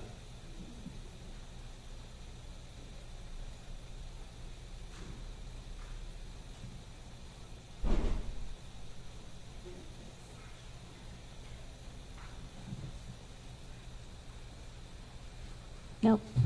Oh, well, yeah. Do you see a PDF presentation right now? Yes, we do. Perfect. Okay, sorry for that hold up. So, hello, my name is John Pita. I'm a supervisor at Christie White. I'll be presenting a financial audit presentation for the fiscal year ending June 30, 2024. I did note a few key page numbers throughout the presentation, so if you're following along with the physical audit report, I did note the page number for that. And if you're following along with the digital copy, I also noted the PDF page number. If you wanted to follow along. So I wanted to go over the audit requirements. So this is an annual audit that's required by the State Controller's Office. We're required to do an independent audit report of the financial statements and report on state compliance and internal control. I also wanted to talk about the audit responsibilities for both parties, which is the district, and the auditors, which is us. The first one for the district is to design and implement effective internal controls. Something that, one of my favorite examples is segregation of duties. You want to make sure that the same person who's sending in a purchase order can approve their own purchase order. You know, that could get messy really quickly. The next responsibility is the preparation and fair presentation of the financial statements.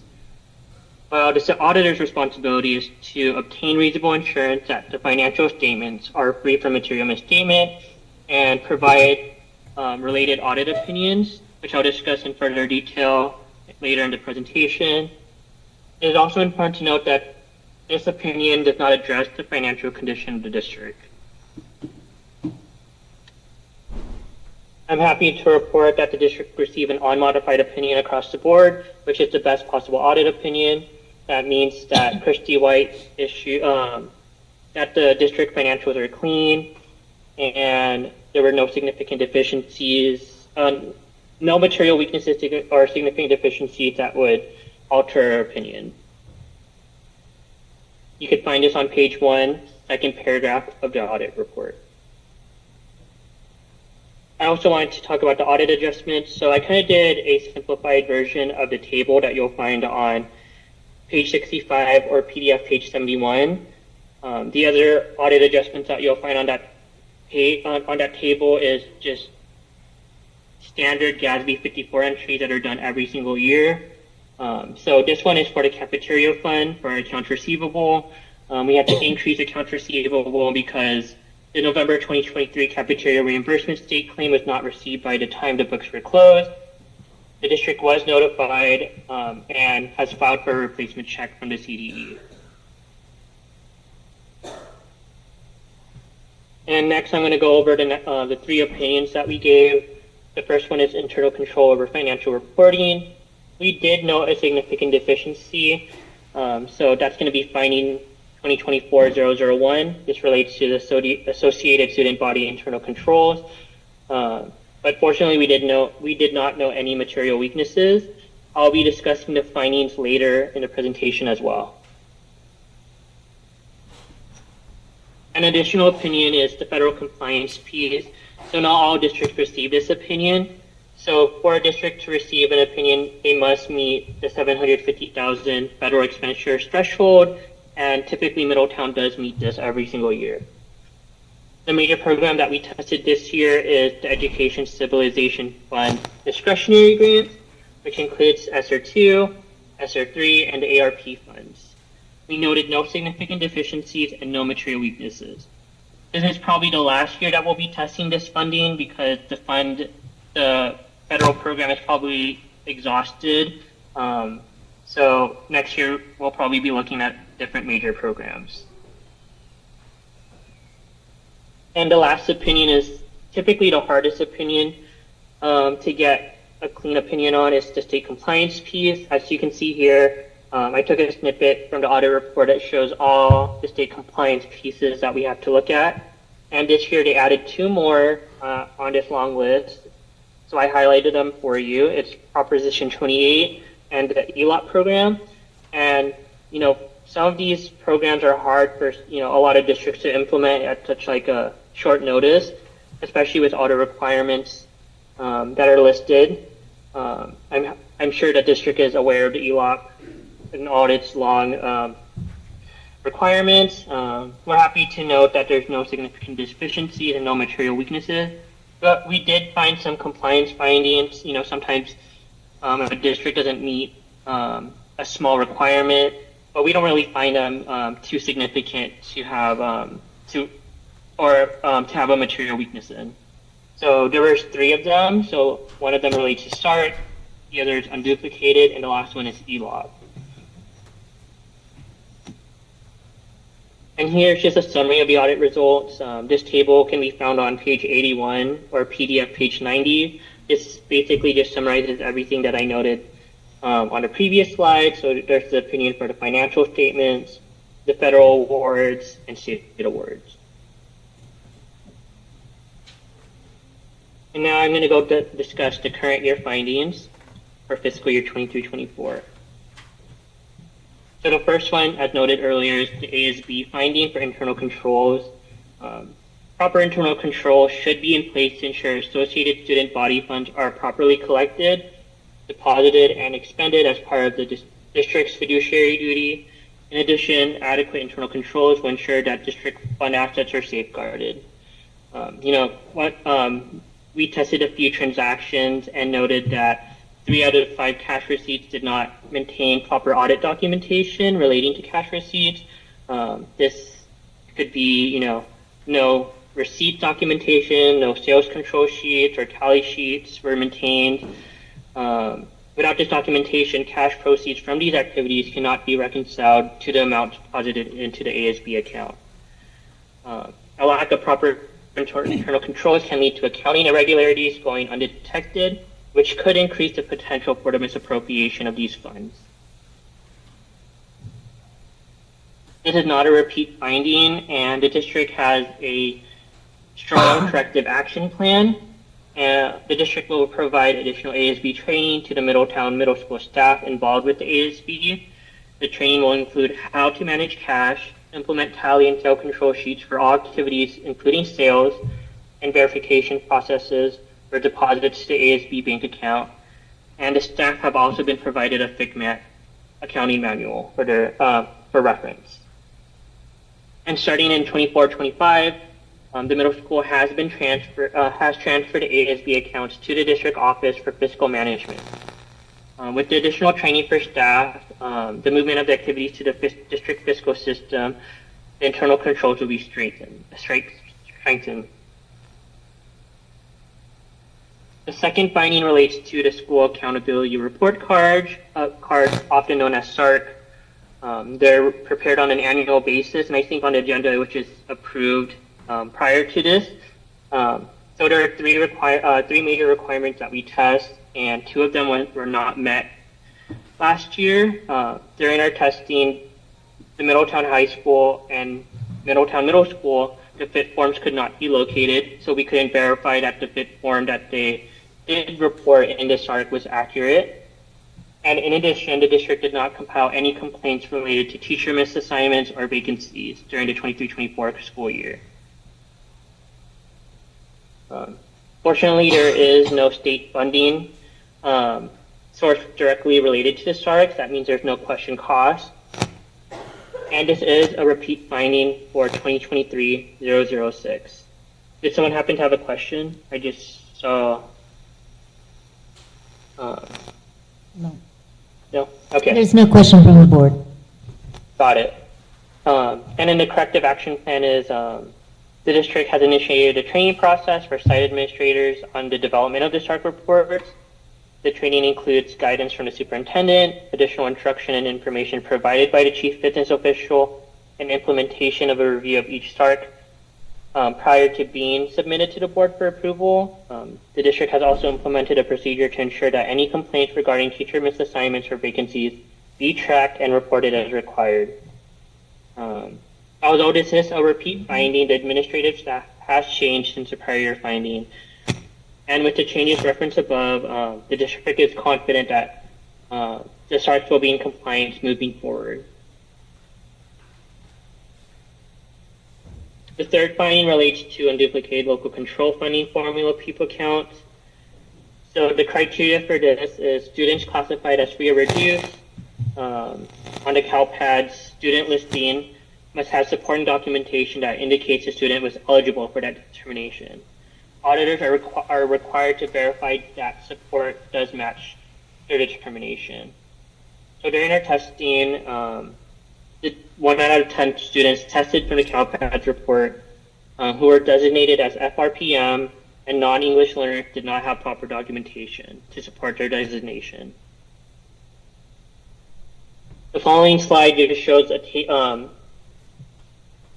calculation table for the audit finding. This is taken directly from the CDE. To determine the question cost for the district, the error rate 1 out of 10 students was extrapolated over an entire impacted population. The extrapolated error rate disallowed an additional 9 students for a total of 10 students. The total question cost as calculated using this template totaled $27,700. This is not a repeat. Excuse me? Sorry. No questions.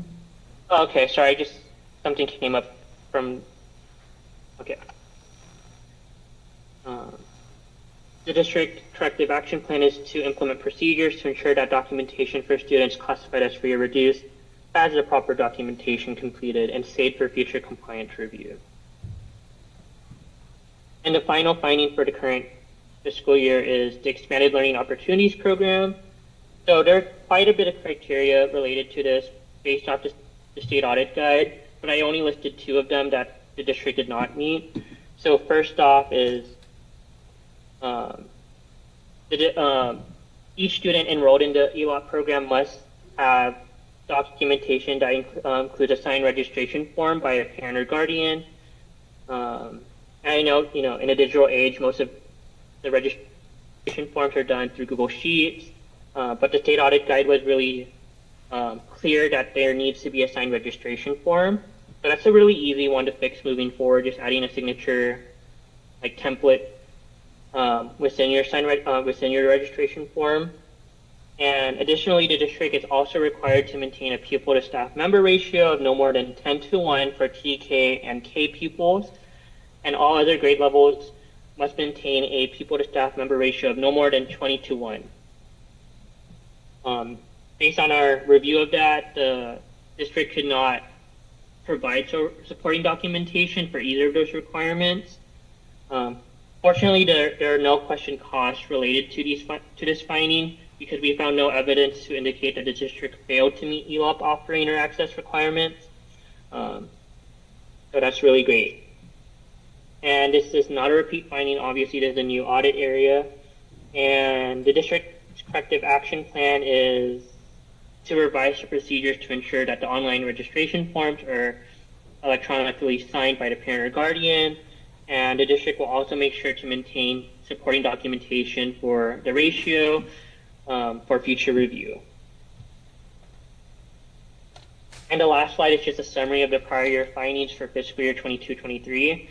The district did a really great job clearing a lot of their prior year findings. Last year there were 8 findings, so they reduced it by 4. So I just wanted to make a list of all the findings that were properly cleared and the corrective action plans were completed. And any questions? Are there any questions from the board? No. Okay. Thank you. If I'm going to say your last name right, Mr. Pita? Yeah, like the bread. Okay. Thank you very much. No problem. Have a good night, everyone. Thank you. Thank you. Thank you. Okay. With that being said, I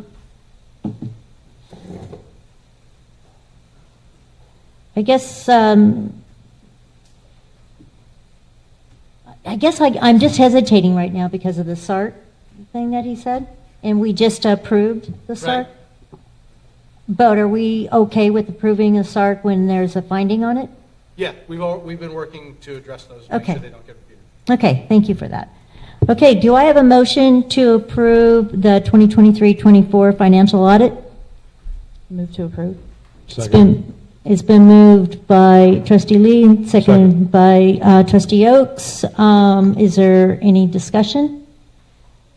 Okay, do you have a vote, student trustee? I vote yes.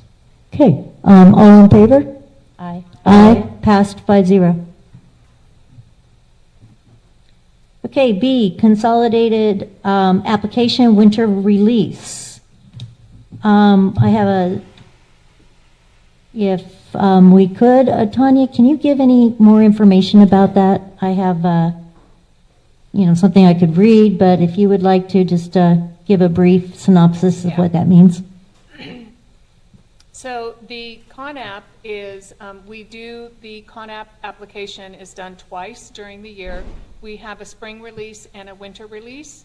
The spring release is the application of federal funds, where we state basically what funds that we want to apply for, such as Title I, English Learner Program, teacher quality, some of the different federal programs. And so that's the one that we apply for in the spring. Then in the winter release, what we do is we have to do the reporting, the financial reporting. So as an example, in the CONAP this period for the winter release, we are doing the final closeout reporting for the 22-23 federal funds that we received, such as the teacher quality, English learner, the immigrant ed, and Title I. And then we're also doing the not mid-year, but mid-period reporting for the 23-24 federal funds that we receive. And then we're doing the initial first reporting of the 24-25 federal funds that we have received. And we submit that information, and then in the next release we'll be doing another update along with the application. So it's the reporting and the status of what we have spent these federal funds on. So we'll get another report then at the end of the year before the summer? Or in the fall? It's the spring release, and I'm going to say it comes around March, April, somewhere in there is the spring release. And again, that'll be our application for the next year. And there is a small component of financial reporting, but the bulk of that is done during the winter release. So. Okay, thank you. Do I have a motion then to approve the consolidated application winter release 24-25? Move to approve. Second. It's been moved by Trustee Lee and seconded by Trustee Oakes. And is there any other discussion or questions from the board? Okay, student trustee, do you have a vote? I vote yes. Okay, all in favor? Aye. Pass 5-0. Okay, charter school audits, item C. I move to approve. Yeah, let's go ahead with the motion to, charter school audits are both the charter school and the California Connection, both charter schools that's under our umbrellas. Okay, and so it's been moved by Trustee Lee. Second. Seconded by Trustee Oakes. Is there any more discussion? Just a quick question. When is the Lake County International whole contract with MUSD coming up to review? Excuse me, their contract expires on 6/30/25, so they should be bringing a proposal to us relatively soon. So, yes. Okay, any other questions? Okay, student trustee, do you have a vote? I vote yes. Okay, all in favor? Aye. Pass 5-0. Okay, memorandum of understanding with CalOps. Approval of the MOU with CalOps operating as California Online Public School in North Bay. Connection. This MOU is operating agreement for charter approval through June 30th, 2029. The charter was authorized January 2014. I went ahead and read that just so that I could refocus myself. So this is approval of the MOU operating as the California Online Public School in North Bay. Okay. Yes, it is. Do I have a motion for the memorandum of understanding with CalOps? I move to approve. It's been moved by Trustee Berlager to accept. Do I have a second? Second. Seconded by Trustee Oakes. Any other questions? Okay, and student trustee, do you have a vote? I vote yes. Okay, all in favor, aye? Aye. Aye. Pass 5-0. Okay, board-related items, budget process update. Superintendent Crane.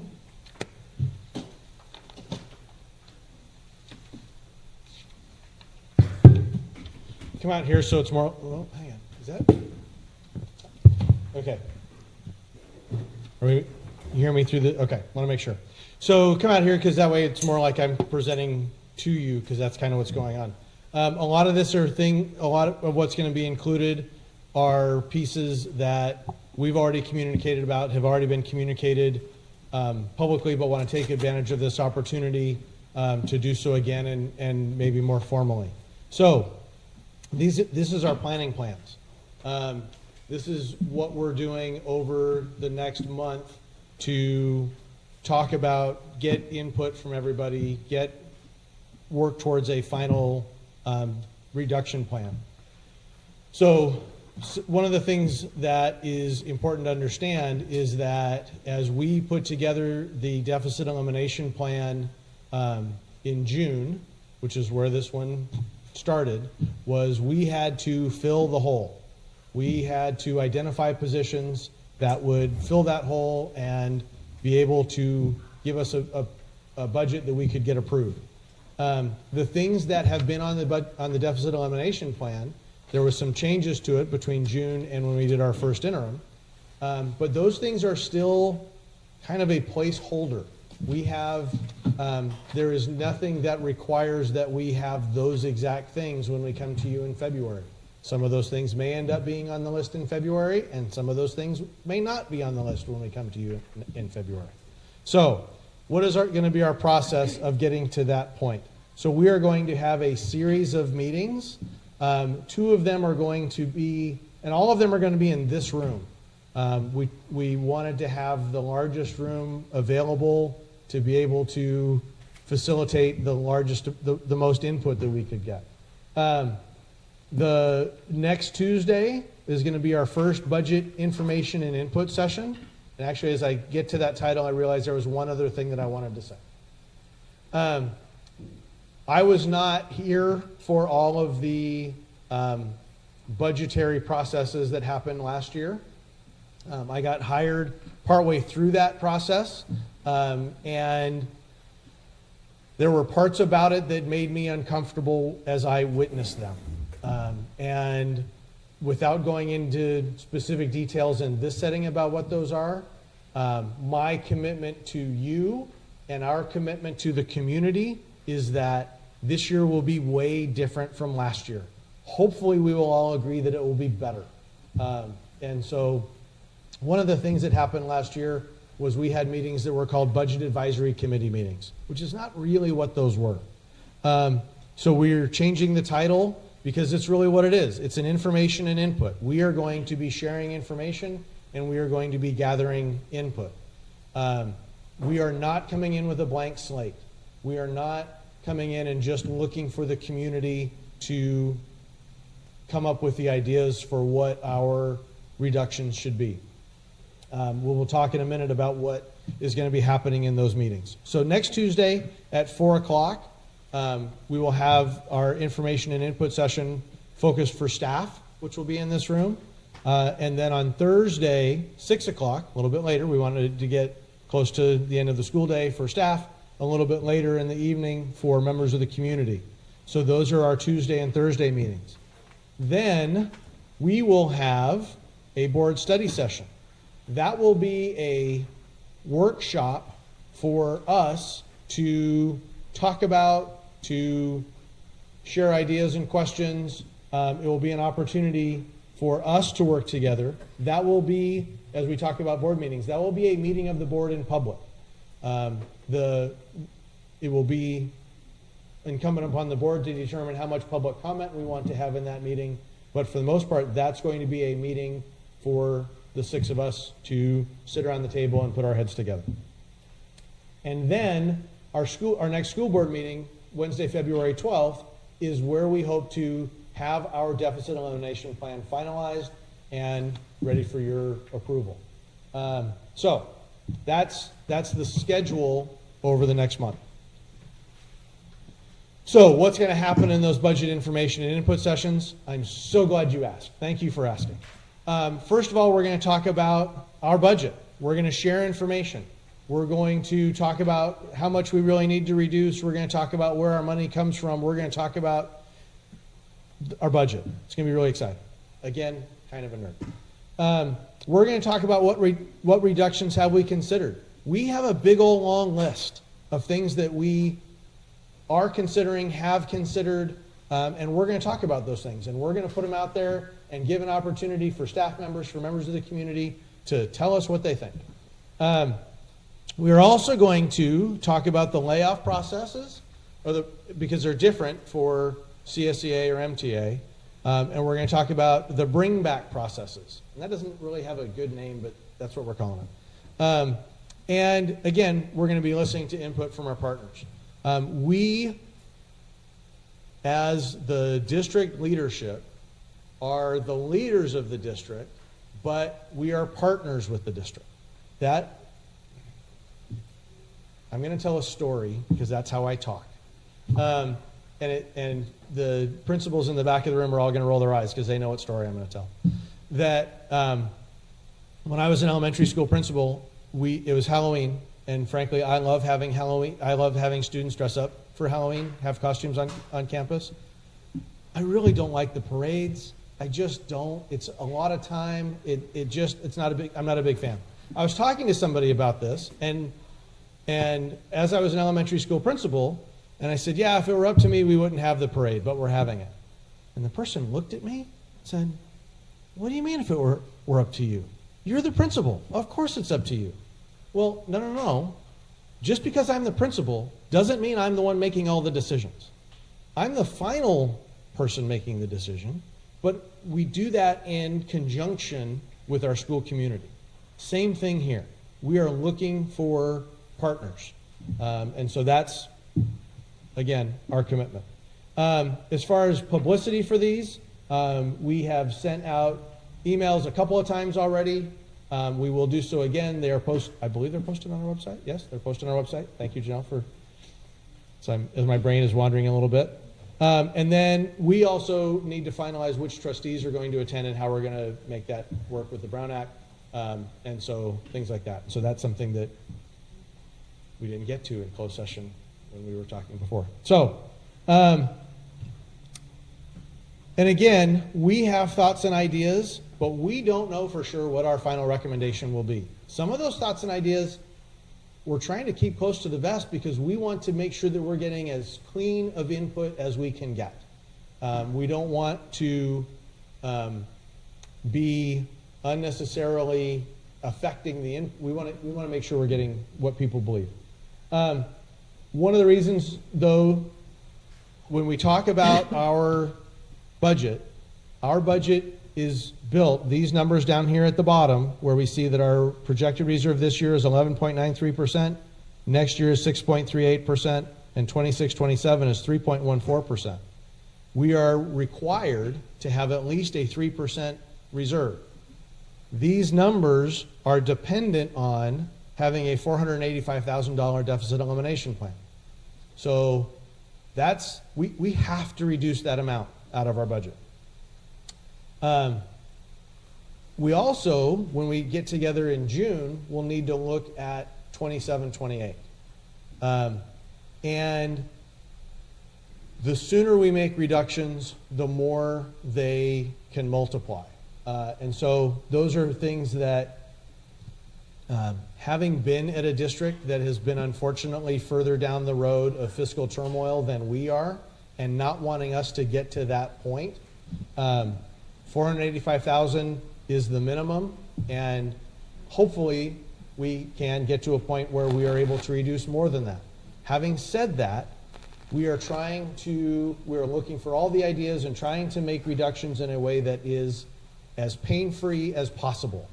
This is going to be, unfortunately, a painful process. It is not going to be something that we can make into unicorns, lollipops, and rainbows.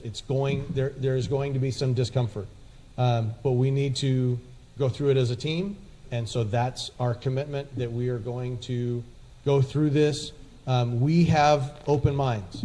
We want to get as much input from as many people as possible, and we've been getting that. I've been getting emails from parents, from teachers, I've had principals and directors, I've had board members, I've had people who don't have anybody in the schools reaching out.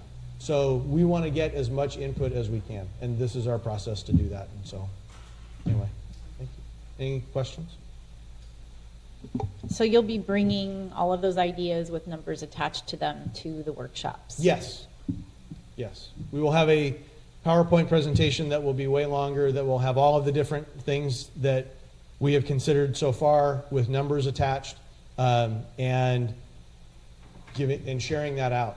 How do you intend to collect input during the meetings? Janelle's going to be there as our note taker.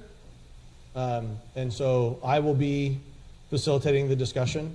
And then as far as notes of what's happening during the meeting, Janelle's going to be taking that. Let's say one idea the whole room hates and another idea the whole room seems to think, that could work. How do you note that in the minutes that Janelle's going to take it, so that when we go back to our study session, because I don't know how many of the board members will be there, but assuming one or two or more of us aren't there, right?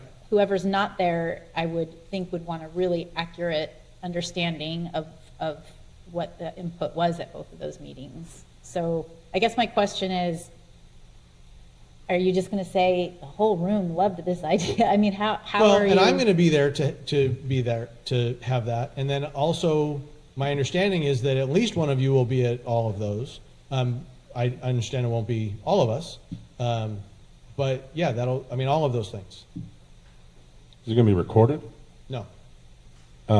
Why can't we all attend? I understand the Brown Act, but so if we're not like having discussions between ourselves, we can't. So if you guys all want to attend, you can. Yeah.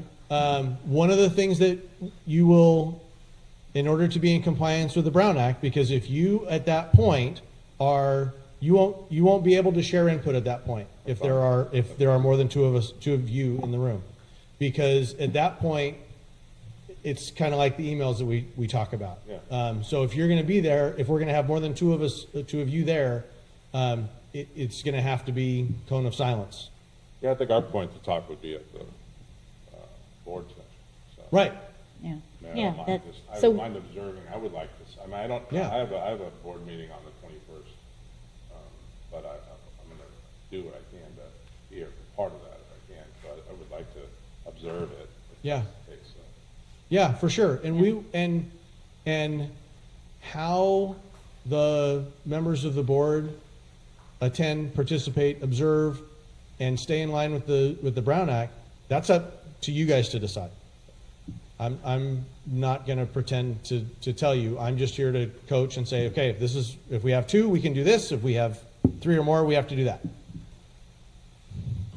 You know, I'm afraid to ask the question that I'm going to ask because I feel that it's more of a workshop type question. But let's say if you have a time that you do have board members that are attending an open forum like that and they have an opinion, you know, is that kind of like not a good thing anyway? You know, I mean, it's best that if we do go, we're there as observing only, you know, because our time, as you said, Chris, will be when we have our study session. Yeah, and that level of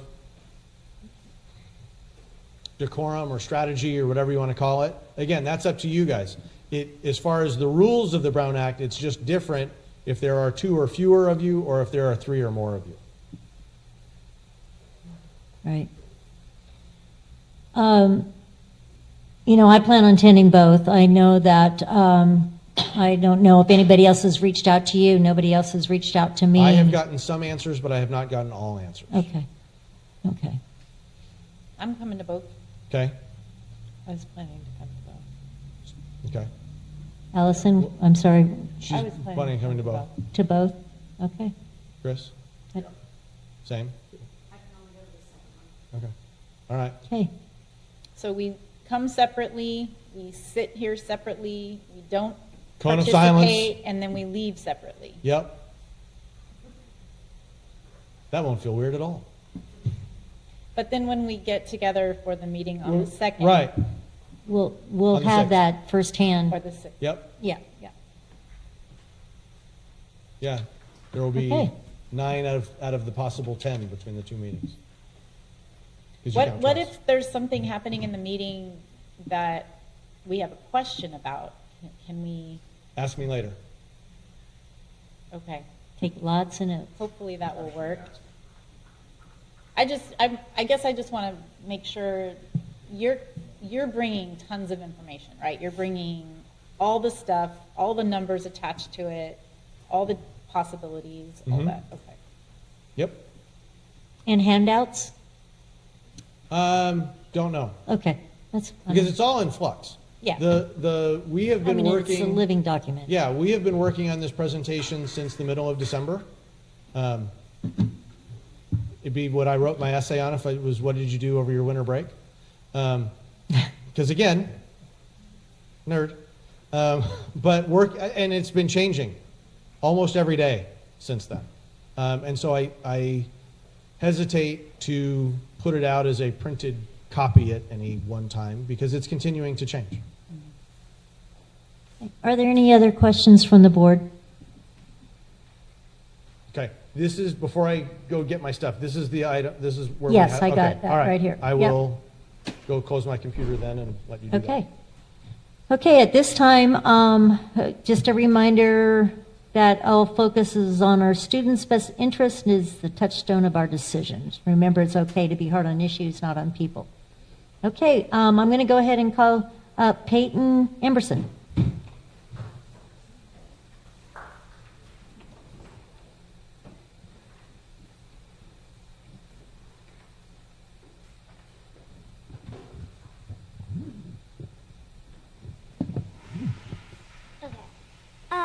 Hi, board members. My name is Peyton Emberson, and I'm a fifth grader at Coyote Valley. When I heard that the position of campus supervisor at my school might be cut, I was sad. But when I realized that it was Miss Emily's position, I was devastated. Before you make this decision, I want you to consider just what would be taken away from our school. Miss Emily is the first person you see when you walk up to our school. She's always there to greet every student with a smile. She also participates in our school reading challenges and wears our school's colors every Friday. She knows every single kid's name, and on top of all that, she makes our school feel so safe that it's like a second home. One last special thing that she does every week is valet, where we have older students open the doors for other peers. I love doing valet, but it's not just doing that. I like the time that I get to spend with Emily. I could call her the superhero of our school. I know she's made such an impact on me and so many others. Thank you for your attention. I hope that you consider keeping Miss Emily's position at our school. Thank you. Okay, next, Jenny Lacey.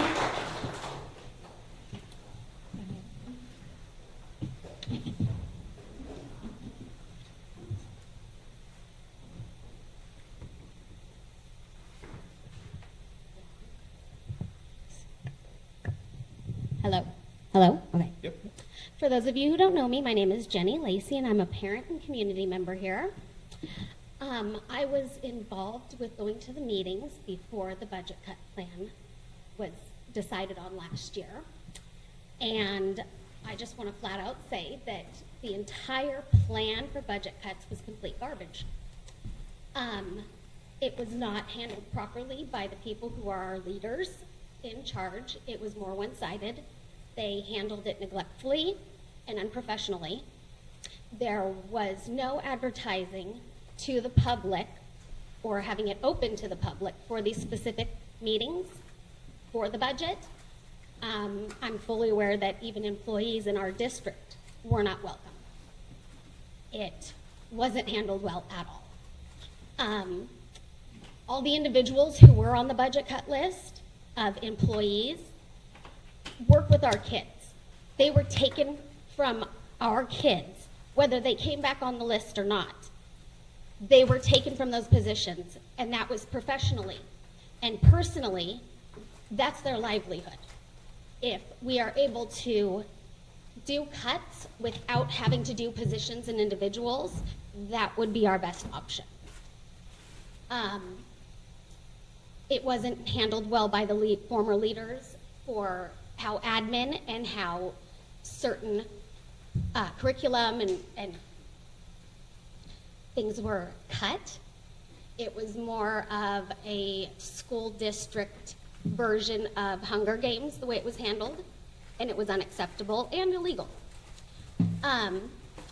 I personally, if I have to stand up and continue to fight for all of these individuals who work with my kids and other kids to keep their positions, I plan on fighting for the list of positions and individuals for budget cuts, starting at the very top. And that will be under our superintendent, and it will start with his leadership team.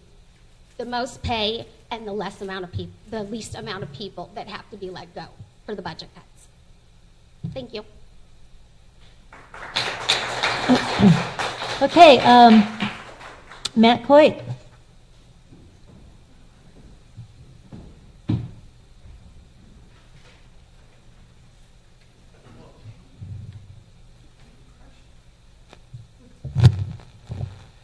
All right. Good evening. I know this is super difficult, and I don't envy any of you right now. But as the former Coyote Valley principal, I thought I kind of had a unique perspective to offer and wanted to ask you to rethink a few of the specific reductions. The first is campus supervisor. It's a relatively new position. It's only been on board for 3 years, so I understand why it would look like an easy position to cut. What you need to understand, however, is that Coyote Valley is the biggest school in MUSD. Last year, it had over 500 students. It's also the special education hub for all of the elementary programs.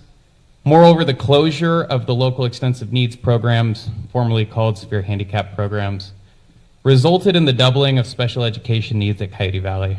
And while that's ultimately a good thing, because our students should be educated in their home district, it's led to a dramatic increase in admin needs.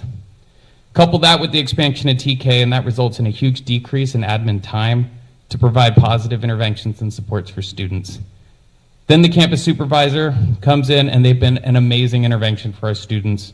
Our campus supervisor goes above and beyond daily, providing daily check-in, check-outs with students who are struggling behaviorally, socially, and academically. She works with students to mediate conflict, provides intervention and supports for students that need redirection. She provides supervision on campus. She supports our transportation staff daily. Her presence to support teachers, students, and parents in a timely manner has helped de-escalate countless conflicts before it ever gets to the principal or the superintendent's desk. She helps our students focus on their learning and the teachers on their teaching. Coyote Valley will struggle to provide the education it does without her support, and frankly, I wouldn't have made it past year 2 or 3 without her there. I also want to advocate for a translator. Our Spanish-speaking families are growing, and we are seeing a significant rise in families moving from Spanish-speaking countries. That we are considering a cut to translation services is pretty concerning to me. Reducing this position sends a message that MUSD does not care for those families, but having been in this district for so long, I know that's not true. So I ask that you reconsider this reduction. These families need to feel welcome and supported. They're navigating an environment that is confusing and difficult at the best of times. They're trying to ensure a quality education for their children, and our translator goes above and beyond to do that every day. And no virtual program or AI can replace the kindness and compassion, a welcoming presence that she provides for our most at-risk families. Thank you. Under 3 minutes?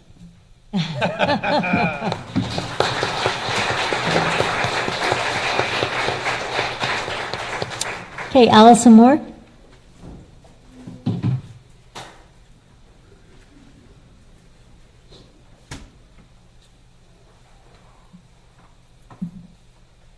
All right, good evening. Did you turn it off? No. Okay. Good evening. Currently, campus supervisor is on our reduction list, and I wanted to speak tonight about this position specifically regarding my experience with a campus supervisor at Coyote Valley. Our campus supervisor has become an integral part of our school and plays a vital role. Her primary focus is establishing and maintaining a positive school culture with a safe and nurturing environment for our students. But there are so many other ways that she supports staff and students. Tonight, I would like to share some of those with you. They are presented in no particular order. Our campus supervisor oversees and has helped refine an upper grade discipline system. As part of that system, she builds relationships with students, helps them be accountable for their actions, and supports them to find alternative strategies and stronger solutions. She provides student supervision during lunches. She supports our newest students in TK and K as they transition to the newness of the school year at the beginning of the year, transition into school at the beginning of the year. She ensures safe arrival of students on campus in the morning and releases students to buses, and frequently will support our bus drivers with questions, concerns, and student slips. She supports the SPED program, supporting not only with student behaviors, but also supporting communication between aides and the education team so we can make positive changes for student success. She provides daily check-in and check-out sessions with individual students to help mitigate student behaviors. She communicates with parents and inputs information for student behaviors into ARIES.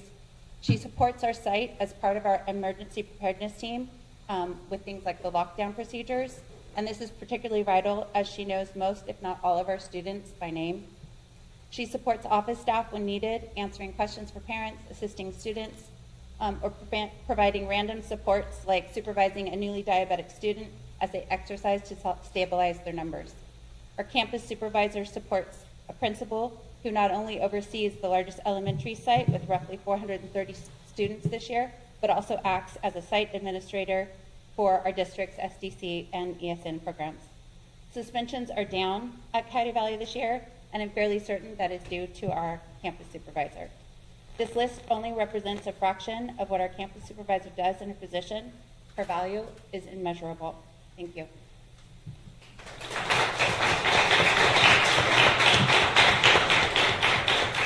Okay, Niambe Gonzalez.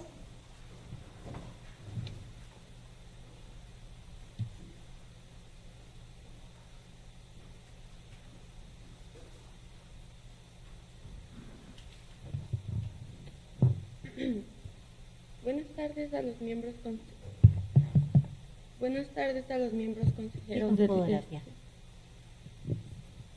Buenas tardes a los miembros consejeros de este distrito y al público presente. Mi nombre es Nimbe González, estudiante del Distrito Unificado de Middletown. Se está esparciendo rumores que se eliminará la posición de la traductora del distrito. Estamos muy en desacuerdo con tal decisión. Bajo la ley Bilingual Service Act, es obligación legal que cada escuela tenga un intérprete oficial para comunicarse con los padres y los amigos y los alumnos que no hablan el idioma inglés. Se ha comprobado que los padres no pueden tener participación en la educación de sus hijos. Si un intérprete no ha explicado el reglamento de la escuela, como también ha comprobado los alumnos aprendido, el segundo idioma tiene más éxito y los padres están informando de lo que se espera del estudiante. Si una nueva familia llega a una escuela, el primer encuentro abrirá una futura comunicación y participación política de esta familia con la escuela. De lo contrario, no ocurrirá si no hay entendimiento de las reglas de la escuela. La educación es un derecho de cada niño y hay que apoyarlo tanto como se pueda, al igual que su familia.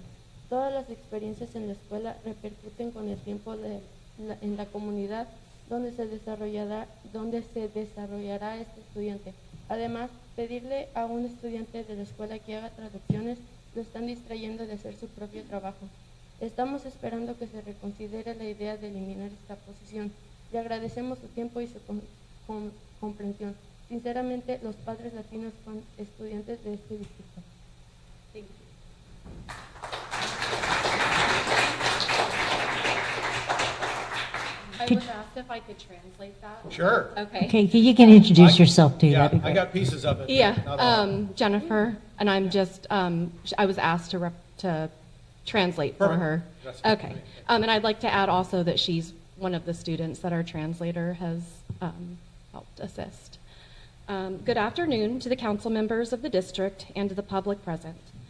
My name is Nimbe Gonzalez, a student of the Middletown Unified School District. Rumors are spreading that the position of translator in this district will be eliminated. We very much disagree with such a decision. Under the Bilingual Service Act, it is a legal obligation for each student to have an official interpreter to communicate with parents and students who do not speak English. It has been proven that parents cannot successfully participate in the education of their children if an interpreter has not explained the school regulations and expectations. It has also been proven that students learning a second language are more successful if parents are informed of what is expected of the student. When a new family arrives at a school, the first meeting provides the opportunity to open future communication and positive participation between the family and school. How will the parents know what is expected of them and their student? Education is a right of every child and of every family, and they must be supported as much as possible. All experiences at school have repercussions over time in the community where that student will develop. Additionally, I hope the school does not expect the students to do the work of the school translator, as this is not their responsibility and will affect the time that student should be focusing on academics. We hope that the elimination of this position will be reconsidered. We thank you for your time and understanding. Sincerely, Latino parents with students in this district. Thank you. Thank you. Okay, at this time, are there any other questions from the board? Okay. Okay, moving on to, where am I? Board policies. Oh, AP board policy, thank you. First read board policy regulations. It'll be board policy 5147, dropout prevention. And that's our first read, so they'll be coming back to our next board meeting for second. Okay. Second read and approval of board policies, administrative regulations. A, board policy 9010, public statement. B, board policy, do we have to do these individually, or can we do them as a group? As a bunch and you don't have to read them. Okay, okay. A through D. Would anybody like to poll one to talk a little bit more about? I just had a question, Zoe. So we had talked a little bit about the process of introducing new board policies and last time, and so I'm not really clear on how we're moving forward. Are you guys going to provide a quick summary of what's different about the policies when they come to us for approval, or are we expected to go in and compare line by line, and how are we going to go about that going forward? Here. I know. You can pick. Which one do you want to pick? If there's choices, we will discuss what the choices are and kind of collaborate and see which choice we think fits the district and then bring it to you. But if they're just the standard ones that there's no changes, I would have to literally go line by CSBA, and I don't have time to do that. Yeah, they do a summary of this was kind of if this is updated, but not the changes line by line. Well, item D does have the scratched out area and a recommendation from the administration. Yes, because that was the one that was the only one that we made a change in. Okay, so that's the process right now. We can change that process. We can, I'm all for board. What did we have before? For our board policies, we the met committee? the committees. Yeah. Well, and they were superintendent committees at that time. I just wonder if we can't have it in. I don't know. I mean, I'm trying to think of an efficient way to do this so that we're not blindly rubber stamping changes to our policy, but at the same time, we're able to look and see what we're updating. And so I don't know, could we add whatever's changing into the board agenda just in the description part or under the recommendations? So that's not always super clear in the things that we get from CSBA and Gamut. And I'm drawing a blank on the summary page and what's in there. Typically, the summary page should have, this is why this is being updated, these are the changes that are being made. Where is the summary page? Was that not in the packet? I don't know where to look for it, I guess. Oh, it's not in the agenda. Oh, okay. So they come differently. maybe All right, just- we will take a look at those and a way to send them to you separately from the agenda. Because in the agenda, you get them kind of broken out. But we can talk about sending the packet for you to take a look at But does CSB already have something made already? Yes. So maybe just include that. Yeah.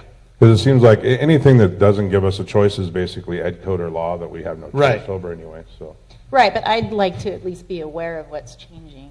Right. You know. Same. Well, that's why I often I don't know if I often put local control in air quotes. Because so much of local control is you do what we tell you. Right, it's just that the board has, I mean, Yeah. literally two things we get to do is oversee the budget and lord over the policy, and so I just would like You get to hire and evaluate me, that's not yeah, nothing. that's true, that's the third thing. Can you send the form and we Yeah. can see if that's Yeah. worthwhile? I really don't want to add anything to it. Yeah. Yep. And are you talking about the Whatever summary form? CSBA sends, Yeah, I'm sure there's probably something that. Just plug it right into the agenda, it should be, that Just- should be We can take a fine. look at it and see if it satisfies what you're looking for. Yeah. Yeah. So we're asking, And I apologize, to be perfectly honest, front and transparent and whatever, after the last board meeting, all the things that we talked about in the board meeting, for me, got focused down to the budget. And so that is something that we talked about last time, and I didn't do the follow-up that I should have. And I've got it written down here, and we will do it this time. Thank you. So I apologize. okay, so our second reading and approval of board policies, A through D, with the recommendation on D. Do I have a motion to approve? I move to approve. It's moved by trustee Oaks. Do I have a second? Seconded by trustee Patchy and student trustee. I vote yes. Okay, all in favor? Aye. Pass 5-0. Okay, student items, interdistrict transfers. Do I have a motion to approve? I move to approve the interdistrict transfers. Second. It's been moved by Zoe, seconded trustee Francisco, seconded by trustee Oaks. Student trustee, do you have a vote? I don't really know what an interdistrict transfer is, so no. I will tell you in brief, an interdistrict transfer is students who live in one district and go to a school in another district. And we have some who live in our area and go to other districts, and we have some who live in other districts and come to us. Oh, okay, so what I did, okay. Well, there you go. Do you want to do that? Okay, yeah, I think the ones that we're voting on tonight are to go out of our district. Okay, all in favor? Aye. Aye, pass 5-0. Yes. 5-0, you could still, procedure-wise, you should still ask for any opposed. Any opposed? Now that we're down to Like number I 9, said, it and I didn't will trigger try to earlier, I remember that. apologize. Yeah, no. Again. I could go back at the beginning. No. This is not, no. We're not doing that again. Okay, 10, personnel. New offers, the PAR report. Do I have a motion to approve the PAR report? Move to approve the PAR report. Okay, it's been moved by trustee Oaks, seconded by trustee Lee, and any conversation, any questions? And student trustee? I vote yes. Okay, and all in favor? Aye. Aye, and opposed? Pass 5-0. Did I do okay? You did great. Okay, and now we're down to correspondence. Any correspondence? Okay, pending agenda items. The only thing I have is I'd like to have the maintenance report on the agenda item E. I'd like to have that added to the agenda. Maintenance report on item E. Well, wherever it might fall. At the Which- very beginning where I think it's for board reports. Reports to the board. Okay, so I'd like to have a maintenance report added to that.